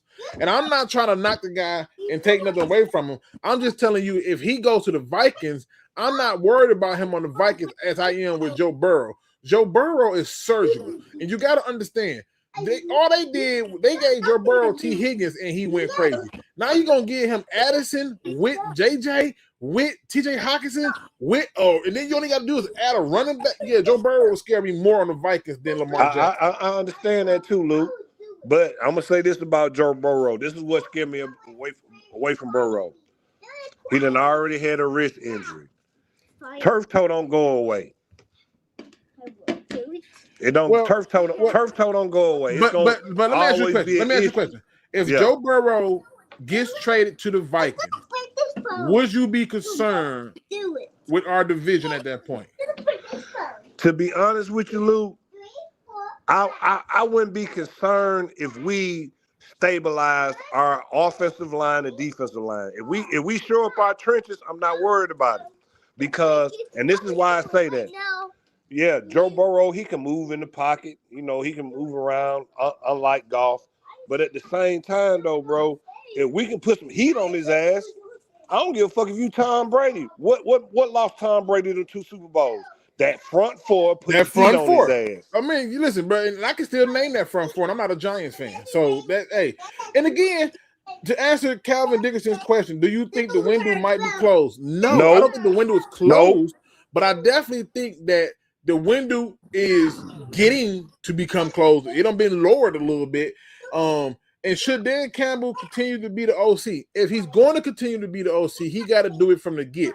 He can't be giving play calling duties to the OC, then taking it away. I personally like Dan Campbell when he's a game manager. But I'd rather him be the game manager. I'm gonna tell you like this though, Luke. I'm gonna tell you what people fail to realize.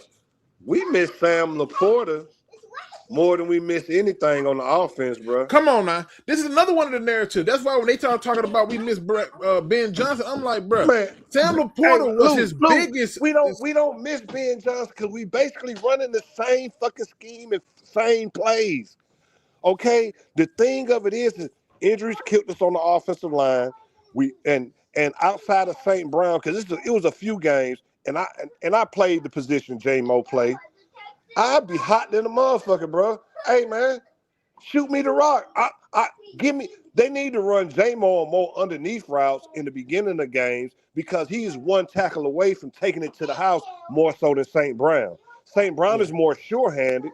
I look at him more on the second and long and third and long. But if I want to goddamn break a play, I'm trying to put that ball in J-Mo and Gibbs' hands, bro. Because But they one missed tackle away from is, taking it to the house. but the problem is you got a quarterback who need a perfect storm, who needs a lot of time, and that requires you to change a lot of things in terms of keeping him upright. Bro, Now Raw asked a question.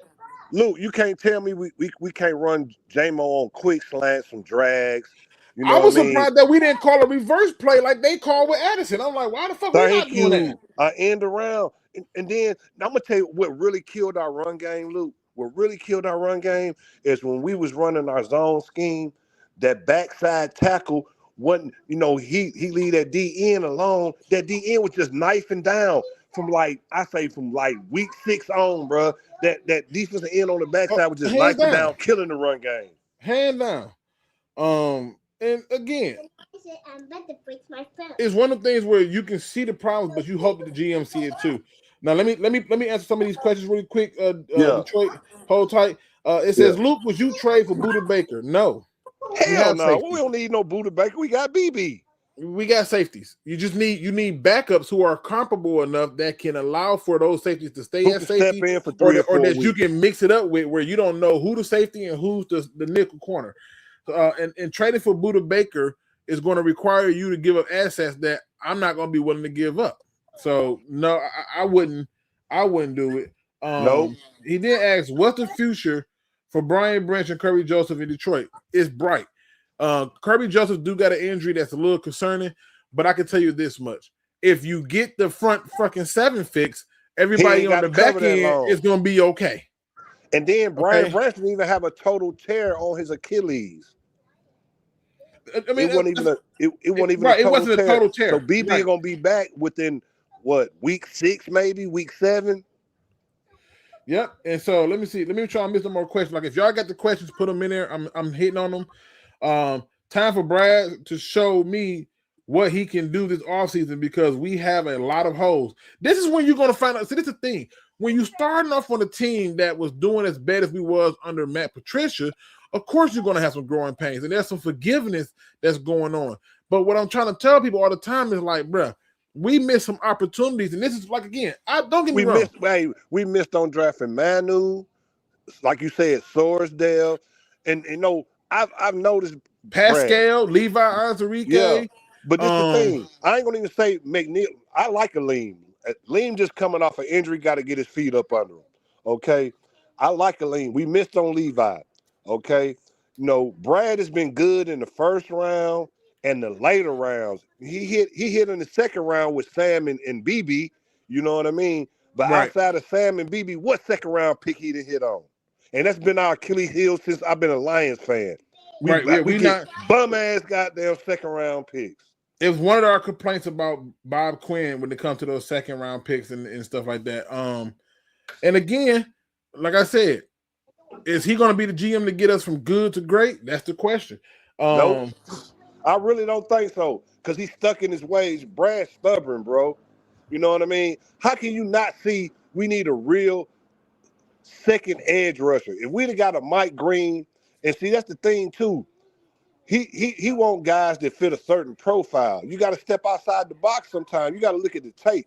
And I ain't looking at no combine, his motor, none of that. I'm looking at the film. That's when I want to see his motor because everybody's not a practice player, bro.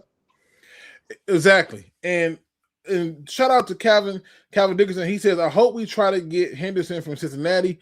Henderson would be 31 when he hit the free agent market. So he's looking to get at least a 3-year deal and get paid for his services. And so I take Trey. But here's the problem. If you go out and sign that guy, then that means that there's somebody else who's going to need a contract that's not going to be kept. Well, this is my thing. We've already shored up Kirby. It's gonna come down because they're gonna re-sign Gibbs. I don't even want to lose Monty because Monty, he's a tone setter. No, Monty just got a new deal, so he's good. But it's coming down between Monty, BB, Laporta. You go out and you sign Trey, one of them 3 is gone. Well, shit, I'm keeping Laporta and BB. I take my chances in the draft and doubling down in the DN. I'm sorry. I'm not gonna give up on a proven commodity because you and I both know BB is an all-pro strong safety. Yeah, and that's why I'm saying I don't think they're going to go out and make a swing for the fence like that. I don't, but who's to say? At some point, man, he got to goddamn put Detroit on his back and say, fuck them picks. Right. Giovanni Lyon says, Luke, are you saying we have to draft all dogs next draft? Is that what you are? Is that where we are? No, we're not at the point where we got to draft all dogs. But what I'm saying is you have to do things that impact players. Impact players. Make a difference. Yes. So, and this is why the things like when people think that I hate Aiden Hutchinson, I don't hate Aiden Hutchinson. I just know what an impact player look like. I'm gonna say this, Luke. I'm gonna say this about Bruno. Because I call him Bruno because you didn't put that dubbed him that. Hey, you can't talk about Hutchinson, Bruno. If you look at his stats, he's doing a damn good job at DN, being chipped and double teamed as much as he's being, double teamed or whatever. But at the same time, people got to realize the Myles Garrett's, the Michael Parsons, those guys are generational players, bro. You only get those every once in a while. He needs some help. Our scheme needs some help. We got to be more creative on defense. I would like to see us go to a more multiple defense against certain teams. Play some 3-4. You know what I mean? You know what I'm saying? We got to mix it up, bro. And this is the thing. And I agree with Raw on this when he said Detroit needs some dogs and guys that are playmakers, especially on defense. Right, they should be one on every level. We don't have like this high level playmaker or a linebacker. And on the defensive line, Luke, I take that back now, Luke. Jack Campbell balled out this year. No, I said what I said. Luke. Listen what I'm saying. Listen what I'm saying. You got to understand something. Balled out this year, man. He balled out this year, right? But listen to what I said. Jack Campbell balling out was because of the deficiencies of the front 4. Okay, if Jack Campbell wasn't even given a lot of situations to be put in coverage, and when he did okay. But I seen where he got exposed. But I say he got exposed. It was a couple plays. He's not great in coverage, but it's ways to mask that with defensive schemes. I agree, but if you remember what I said earlier, BB helped out on a lot of that. You know what I mean? With you know what I'm saying? Who was a better coverage linebacker, Alex Anzalone or Jack Campbell? I gotta go with Anzo. Right. So what I'm saying is, I remember earlier, I don't want to bring him back. I want to go and get a more athletic playmaking linebacker. Remember, that was my whole point. Bro, we need more speed in the secondary and on the second level, meaning the linebacker. But that's my point. When you're talking about playmakers, shore up the front 7 first, because right now your linebackers is Jack Campbell and Brian Barnes. I mean, not Brian Barnes, Derek Barnes. And know what? So, Derek Barnes, they not even using Barnes right, bro. Me and you been saying this for the longest. You better find a way to bring him off that motherfucking edge and let him go eat, because that's what he did at Purdue. They're going to get to that, but you can't get to that when you don't have a staple of linebackers. Our linebacker room is not strong. You see what I'm saying? So this is why I'm saying to stick to what my belief is shore up the trenches and work your way up. You see what I'm saying? Yeah, because the one thing that without them trenches, we hey man, Without them trenches, you already know we get that Minnesota type performance and the goddamn who we played before Minnesota. Steelers, Yeah, ain't and we no should have lost fucking way now we one of them supposed to games. lose to the Steelers, bro. No way. There's no way. But he missed the field goal, and it's a And they lot of got stuff that two happened. 45-yard rushing touchdowns. Come on, man. And again, this is why I'm telling you, if you had a more athletic linebacker, like to me, I'm gonna say the Bears are fraudulent. They Oh yeah, please, come they on, so bro. fraudulent. Oh, they can enjoy it. playoff time. They can enjoy the success right now because we let them have so they can see what it feel like. But you remember that commercial where the guy got on the fishing gear and he's holding $1 on the fishing rod, he yanks it back from him. We just did that to him. That's all we're doing. But what I'm saying is, if you go out and you fully say, let me attack this defense so I can give us a championship winning defense, I promise you, with next year's schedule, not only are you going back to the NFC championship game, you will be in the Super Bowl. Because truthfully, quiet as it's kept, all they really got to do in terms of their offensive line is address that via free agency. If Linderbaum hits the free agent market, go and get him. If there's some other good linemen hit the free agent market, go and get them. Shorter line back up. But then you got to still come back, right, in the first round, get pass rush, and then you got to find somewhere in the third round or second round an offensive tackle that's going to be ready to take over for Taylor Decker. Because Taylor Decker leaving. Luke, I already know that, but check this out, though, Luke. We already got the left tackles. We got that taken care of. We slide Penny over there to the left. Nah. Yeah, I think so, Luke. Now, if you do that, you know what you just did? You still created a hole on the right. It doesn't matter. Check this out. Luke, I really think if we can't get somebody in free agency, let's go ahead and throw Miles over there. I don't like that idea. I'm gonna tell you why. When he came in, he's been getting work at both spots, but predominantly at guard. And I know that he's played the tackle position, but just look within your own division. Those speedier guys coming off, they are rotating him at the guard position right now. He's not the answer. And at some point, we have to start to say, you know what? How do we do it? You need to rebuild the offensive line through free agency, draft your defense. This is what you need to do. Because I ain't gonna even lie. It all depends on who's available on the defensive side of the ball and the offensive side of the ball, i.e. the line, that I would go in free agency. If the Ravens ain't trying to re-sign Linderbaum, I'm snatching him up. But, that's just wishful thinking. Okay. Now, on the defensive end side, we really missed out when we didn't get Danielle Hunter, bro. I mean, anytime you don't get a pass rusher in general, you're going to be missing out because the defense needed help. But I also think that when you look at these other teams, as Calvin Dickerson points out, the Seahawks, the Eagles, the Rams, and how they keep retooling. Look at what the Rams did. The Rams went out, and this all happened. Matter of fact, let me show y'all. Let's see if I can find it. Because I really want y'all to see this. I'll never forget this draft, and I'm not even a freaking Rams fan. But I remember this. They got Jared Verse. I'm going to show you. They got Jared Verse, and they got the tackle from what was the tackle they got? The D tackle they got. Listen, this is when you look at your team, right? This is when you look at your team and you say to yourself, you know what? We need to really address some things a little different. Okay.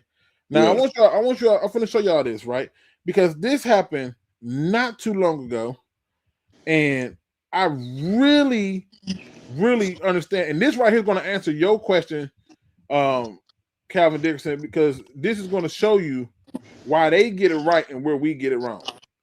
Now, I want you to really take a look, all right, at the Rams draft here. Now, I'm not acting like the Rams did this, but look what they did. They came out with the first pick. They took Jared Verse. Yeah. The second pick, they took Braden Fisk. Okay. They took a running back in the third round, added another safety, bent back around, took another DN, took another D tackle, then took a kicker. All right. Their highest offensive player taken was Blake Corum in the third round. All right. After that, It's all defense for the first few picks. Then they went out and said, well, let's look at these other guys and see what they got. The winning teams, the Lemire's, the Livingstons. They said, okay, cool. But look what they did the year before. They said, well, we got to balance this draft out. So they go out, they take, mind no first round pick, they gave it to us. They take Steve Avila, a center who's not doing too bad for them, right? Yeah. Had a few injuries, but not doing too bad for him. Stole a goddamn linebacker / DN in Byron Young. Yeah. Went back to back, took Kobe Turner, stole him. Yeah, because he a baller. Right? And then bounced back and said, let's take Stetson Bennett, took another linebacker, added another lineman, took a tight end, stole a receiver. Right? Just look at how they did it. Now, let's go back to what they did just last year. Again, took a tight end who's helping them immediately. Josiah Stewart, I like Josiah. I think he hurt because I ain't seen much of him. But they came back and added more D-line help, more D-line depth. And we could have drafted Josiah, but he was on the board when we was drafting, but we ain't grabbing. I'm just looking at all the different people, bro. I'm just really making the point of saying they were like trying to make sure that they could compete within their division and get beyond the playoffs because they were upset that they lost to the Lions the 2 years prior and that they didn't get far the next year. So they like, man, we got to get this defense right. But look at the defense. Now, if I flip this, right? If I flip this and I go and look at the Lions draft, we take a whole lot of offensive players and we try to take defensive players, but we taking them in positions where it's the hardest transition. Yeah, hold on a second. You know? Hungry. Yeah. So I don't want them to, he having a person. I don't want nobody all up in the man's business. Let me get him off of the thing real quick. But these are the things. I got you, Detroit. These are the things that I'm pointing out to them. Like, you got to start looking at these teams and saying, okay, cool. Now, DM5 TV says Aleem McNeil stole money.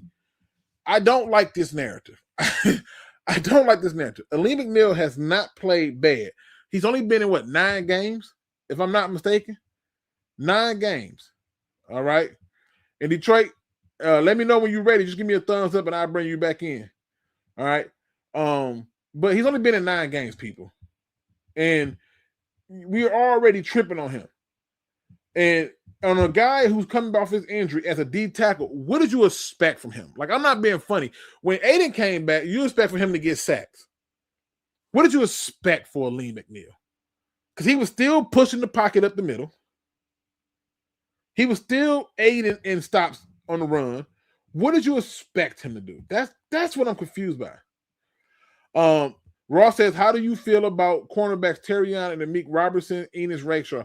Rayshaw, I liked him coming out of college because he could play corner and safety. I think that if they allow him to play safety instead of corner, he would be fine. But the injuries have added up on him. And I'm going to be honest with you. Part of it makes me wonder, based on what happened with Hendon Hooker, is he's not really hurt. They're just doing this to kind of let his development go further. I don't believe that he's hurt like that. Amik, I'm still cool with Amik. Amik is exactly who I thought he was.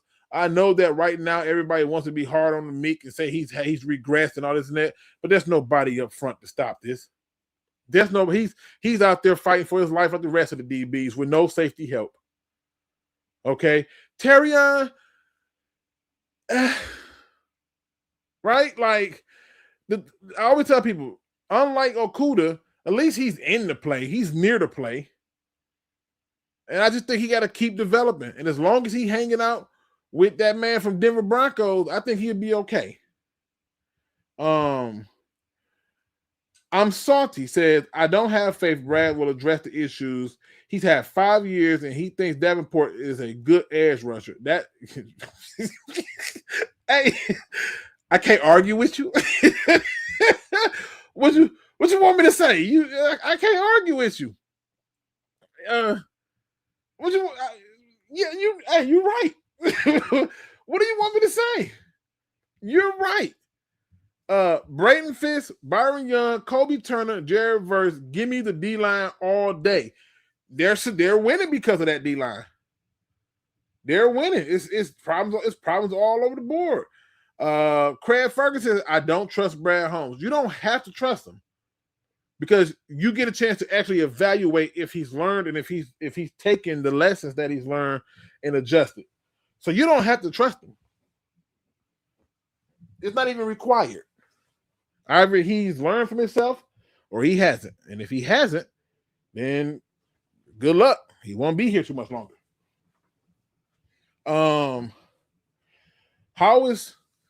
Holmes is starting to scare me around draft time and free agency. We draft too many injury-prone players, and it hurts us. Holmes drafted an edge in the 6th round, didn't even develop this kid on the field. Who has part of that is on coaching, but like I ain't trying to be funny. Dan Campbell is so big on changing culture and building them up and like I ain't trying to be funny. Like a lot of these people ain't. I saw an interview where it was the St. Brown brothers talking to Derek Barnes. And Derek Barnes said that he had made this play. And on TV, everybody praised him for it. Man, what a play. What a good play. He said, and he got into that meeting. And he said, while they walking to the meeting, he had already told them, like, hey, bro, DC finna cuss me the fuck out. They're like, bro, what you talking about? He like, man, he finna cuss me out. He said, Dan Campbell gonna hold you accountable even when you made the play. He gonna say, well, where were you supposed to be at? Great play, but if they did this, where are you supposed to be at? Because I need to know that you know your job. So I know he's holding them accountable. The problem is our staff has not shown the ability to develop players. And so that's where I wish they would stop doing it. I wish they'd get away from it. Let me see. I think you should draft a DN every year before the 3rd round. That would be nice, especially in the Lions case. McNeil was playing edge and dropping into coverage. I don't trust these dudes at all to win anything. I don't know if I would agree with that. I think that it's okay for them to, they can win with this team. I just think that the reactions or the response to how they can win with it is going to be a little different. Ali McNeil needs more time to get his legs back. I thought he did good through 9 games. I saw him get pushed around by the Vikings. Everybody did. To be fair, DM5 TV, everybody did. Like, offensive line got pushed, defensive line got pushed, running backs got pushed, quarterback got pushed, kickers got pushed. I think they pushed the head coach on 1 tackle. I'm just telling you, everybody did. You know what I'm saying? Now, if the argument is he can be better, it's only been 9 games. And I think he's been about what he's been. And I think we just been so used to him when he was fully healthy and pushing the pocket. He was still doing it. He only had 9 games this time around. And we happen to have a D-line that ain't worth a damn around him or around Ada Hudson. We traded 3/3 for a 4th receiver with 0 depth on the O-line and trash corners. Couldn't generate pass rush on good teams. That was Brad. That's Brad, bro. Salty, you're right. What do you want me to say? You're right. What do you think about DJ Reed this season? He's exactly who I thought he was. I watched him when he was on Seattle. I watched him when he was on the Jets. Number 2, number 3. He's a nickel corner, and I don't think we should have paid him. This whole talk about him being a man, and I'm gonna tell you too. I know that they want to run man coverage, but until you get the D line and front 7 fixed, abandon the run. Be more balanced on defense. Abandon that man coverage. My thing is, Luke, why not play a more, like you say, a mixed bag, a multiple defense type of coverage, depending on the opponents you playing. Like I said, sometimes we need to go to a 3-4 scheme. You know what I mean? And we need to play more zone. You know what I mean? And my whole thing is, why you can't get creative and do like everybody else do and crowd the line and fuck with the quarterback head and drop people in coverage? Well, they've tried that. The quarterback lit them up. Listen, I can show y'all multiple plays. I just never made the video. I can show you multiple plays where they've rushed 6 people and nobody was near the quarterback. Yeah, I watched every game this year, Luke. I understand. That's a problem. Calvin Dickerson says, "Luke, if we draft players from Alabama, Ohio State, Florida, Georgia, you can't go wrong." Shit. Yes, you can, because that's exactly what they've been drafting already. They've been drafted from Alabama, Georgia, Ohio. Hell, half our team is fucking Alabama. Gibbs, Alabama. J-Mo. J-Mo, BB. Alabama. BB. Carry on. Man, come on, man. That's a bunch of people from Alabama. That's exactly who we're drafting. I've been seeing on mock drafts where they talking about drafting Overton, the defensive end from Alabama. Yeah, you gonna okay. I'm just saying. Wait till we get to the offseason. I'll do my breakdown, because every year I gotta move us as a fan base away from these people.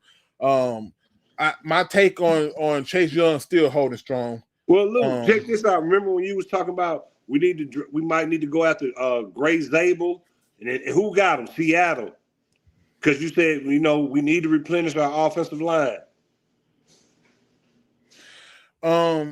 Because he could play multiple positions. He could play the guard or the center. But I believe that he was gone before we picked. Yeah, he did get drafted before we was up. So we would have had to trade up to get him. We traded 3 goddamn third-round picks for Tesla. I mean, fair enough, but I'm just saying. And I like Tesla, but bro, we didn't need another offensive weapon. Defense wins championships. I don't care what sport you playing. If you can stop the other team from scoring, you win. I mean, even when you look at the current Pistons team, and I know people are going to say it's still kind of early, they're playing defense. Bruh, you got a point guard that's 6'6" and Cade Cunningham that's putting up 26 or 27 points a game plus 10 dimes. And he played defense. I ain't mad at you. Giovanni Lyon says, my last question, draft order, who should we get in each round? I don't do that. And the reason I don't do that is because it's really subjective and circumstantial, right? So for example, let's say we end up picking, 17, 18, right? I think at this point, if we lose on next Sunday, I think we'll probably be picking like in the teens, if I'm not mistaken. Like 13. 13 okay, to so 12. I can't remember what the number was, but let's just say hypothetically that's the case, right? We're picking in the teens, right? If you're picking in the teens and you're telling me that somebody who should have been taken in as a high first round pick is fall to you, I'll take that guy, right? But to say, take this person, no, I look at positions in more cases. That's why when we came into that draft and I was like, hey, if you're telling me you're not taking Jalen Carter, the only position you can take to help you is running back. And I did my mock draft taking running backs. I lost every mock draft battle for drafting running backs. Even though I told you that. I ain't gonna even lie. If you put Bijan numbers up to Gibbs, they really not that much different, bro. It's really not. And if you gave Bijan the offensive line that Gibbs have, oh my God! This year we ain't had shit. We didn't have it this year. But even without this year, I believe Bijan would have did better. I love Gibbs. I cannot say this enough. I'm gonna say this: Bijan is better in the passing game right now and blocking than Gibbs. But my whole problem was this year with our team was, let's start off with Monty. We know Gibbs is a home run hitter, but at the same time, you need that power back and Monty to grind it out. We are grinded out, team grinded out city, bro. We got away from our identity. I thought we got a little too cute. And like me and you talked about way before the season started, when they was talking about, we good. We was like, huh? Yeah, we good. I don't know what the hell they were talking about. I'm like, we ain't good. We ain't good on the D line. You know what I mean? And then I ain't gonna even lie. People just don't understand, bro. When we lost Frank, bro, that hurt our offensive line tremendously. He's the quarterback of the offensive line. Yep. I mean, I understand he got bad toes. They mangled and this, that, and the third. And then, he felt some kind of way and then wanted to come back. Bruh, either you with us or you ain't. We ain't going to be mad at you. We appreciate what you did for us. Thank you. But go and sit your ass down if you ain't got your heart in. Yeah, and he's not healthy.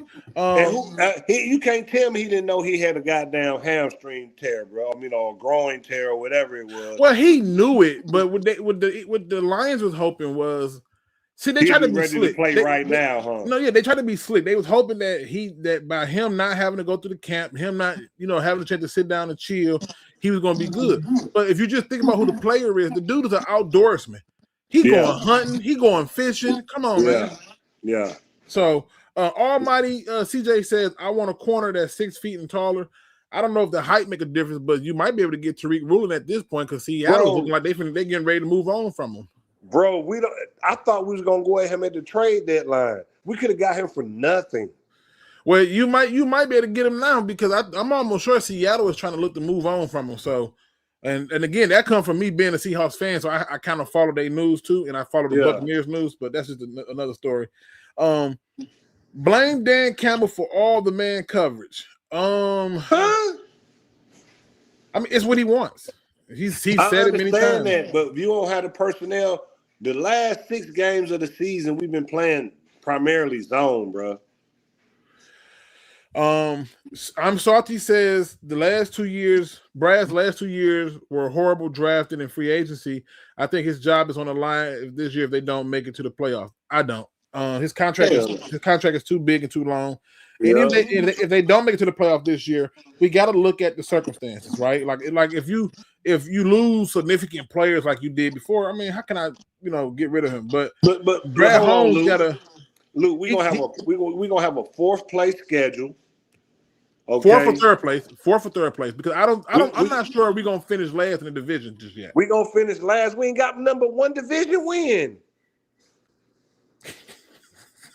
What the hell? I mean, how can you? I mean, we got 1 division win. Okay. All right. I ain't gonna lie, y'all forgot all about that. We're 1-5 in the division. Oh, forgot this. Okay, yeah. I mean, listen, it is what it is. It is what it is. We 1-5 in our division. So okay, we're gonna have a 4th place schedule.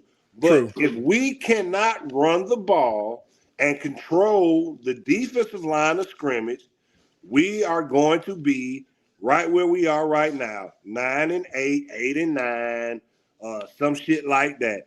They need to go ahead and push their chips to the middle of the table and say, fuck it, let's go all in, bring in a certain type of, certain players that we can lock up for 2 to 3 years and know that they're going to be here and be like, okay, we plan on doing it with y'all for the next 2 or 3 years and let's go get it. Yep. All right. Because my thing is like, okay, if Monty leaves, who's going to be the backup to Gibby? Well, listen.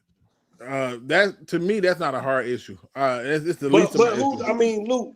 Monty not going anywhere. He signed a 3-year extension. No, I'm with you, but he signed an extension, so he's not going nowhere, and I'm cool with that. And we can find another running back. I'm not tripping on that neither because it's a flooded market in terms of free agency. But what I will say is this, and I want to answer some of these questions as I'm going through it, but I hear what you're saying too. Calvin Dickerson says, Luke, last question: would you sign a veteran quarterback or get one in the draft in the late round? To be honest with you, what I kind of hope happen is that Russell Wilson hits the market and he is the veteran quarterback that we bring. He's gonna hit the market. And with Russell Wilson being that backup guy, I promise you, if Goff goes down, I feel better about Russell Wilson coming in than other people. Now, again, if that don't happen, then obviously I want you to draft somebody, but 100%. DM5 TV says B. John is better than Gibbs, and I love Gibbs, but trade Gibbs for 2 or 3 first rounders. Let me tell you something right now. It's a lot of people I love in football, right? But if you offer me 3 first round picks, they can get. They gotta go. They gotta go. Gotta go. If your name ain't Joe Montana, Jerry Rice, or Barry come on, they gotta go for 3 first round picks. Dion. But right now, if you offered a 3 first round picks for Jahmyr Gibbs, he can go. Do you realize I can rebuild that offensive line and put anybody back? Come on now. I'll run it back with just David Montgomery, to be honest with you. So just put it out there.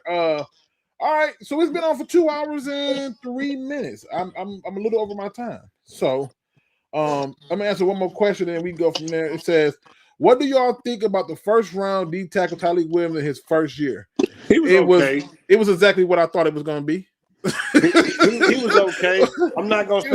I ain't gonna say that he was a bust, Luke, But you know, I'm not early calling him on a in his, bust, but he wasn't. He did exactly what I thought he was going to do. He wasn't going to have a great impact like that he's a because, gap filler. He was a gap filler yeah, this year. you literally just got another run stopping D tackle. So what? I mean, He was basically DJ Reed's replacement. and they're trying to sell you an idea that he's like Aleem McNeil. He's not He's not like gonna push the Aleem. pocket. He's not like Aleem McNeil, bro. I've seen maybe 2 plays. I want to say maybe 3 where he blew the pocket up, but that was against nobody. Aleem McNeil do that against somebody's, nobody's, your bodies. Like it's just different. Yeah. I don't see that. So his first year for me was exactly what I expected him to be. I just wish that we got more help to help Aiden Hudson in the pass rush. Detroit D, you get to have your final word before I go into my final word and get out of here. And then my game plan is, to be truthful with y'all, is to try to go live again on Monday before I get back into the work week and stuff like that. And it's even harder to do it when I got every kid out of school too. So they used to me being here. So Giovanni Lyon says he liked the hoodie. Just want to put that out there for you. Appreciate it, bro. All right. Now, give me your final thoughts, and then I go into my final words. My final thoughts is I'm glad this happened to us this year. I know y'all don't want to hear it, but me and Luke then talked about this for weeks, man. You know, this is what we needed. We need a reset. You know what I mean? Because we was kind of feeling ourselves. We really last year should have been like this type of year with the injuries we had. No way. That 15-2 season, bro, that was a lot of smoke and mirrors. A lot of smoke and mirrors and breaks that we got that we didn't get this year. I'm not giving up on my squad, but if Brad Holmes don't get his head out his ass and start drafting for defense first and offense second, you know what I mean? Because defense wins championships, fellas. We all know this. We all been watching sports long enough. We know this, man. We got to tighten up on that defensive end. And, hey, man, Luke, I know you got a lot going on with the fam and the job, but I need you on this YouTube stream more Man, often, listen, bro. the goal is this. If I can figure out how to do this with all the other obligations. So, you know, if people been following me longer, they know that last year I lost a brother to gun violence. Mm-hmm. And I took on the responsibility of raising his daughter. So I went from my 3 children to now adding a 4th. Yeah. And then with the job and these current politics, it's changing a lot of stuff. Hey, Luke, I already know, bro. That's why I'm glad that I'm a tradesman, bro, because I'm probably gonna be one of the few that's gonna be phased out. But, bro, it's hard out here for a guy, and so it's just a bit of a challenge and a little bit of adjustment. And just early as last week, I had a death in the family, so it was just been a lot. That's all. But I promise you, I've been working on coming up with at least a better schedule that suits me and that allows me to do this. And shout out to DM5 TV. He says, "It's my first time here. I enjoyed it. Keep pushing and growing this channel. Subbed. Appreciate your sub. I'm going to keep doing it." And if you didn't notice DM5 TV, I'm one of the few channels that will let you actually come on and be a part of the show. I ain't trying to gatekeep nothing. Come on and talk your stuff.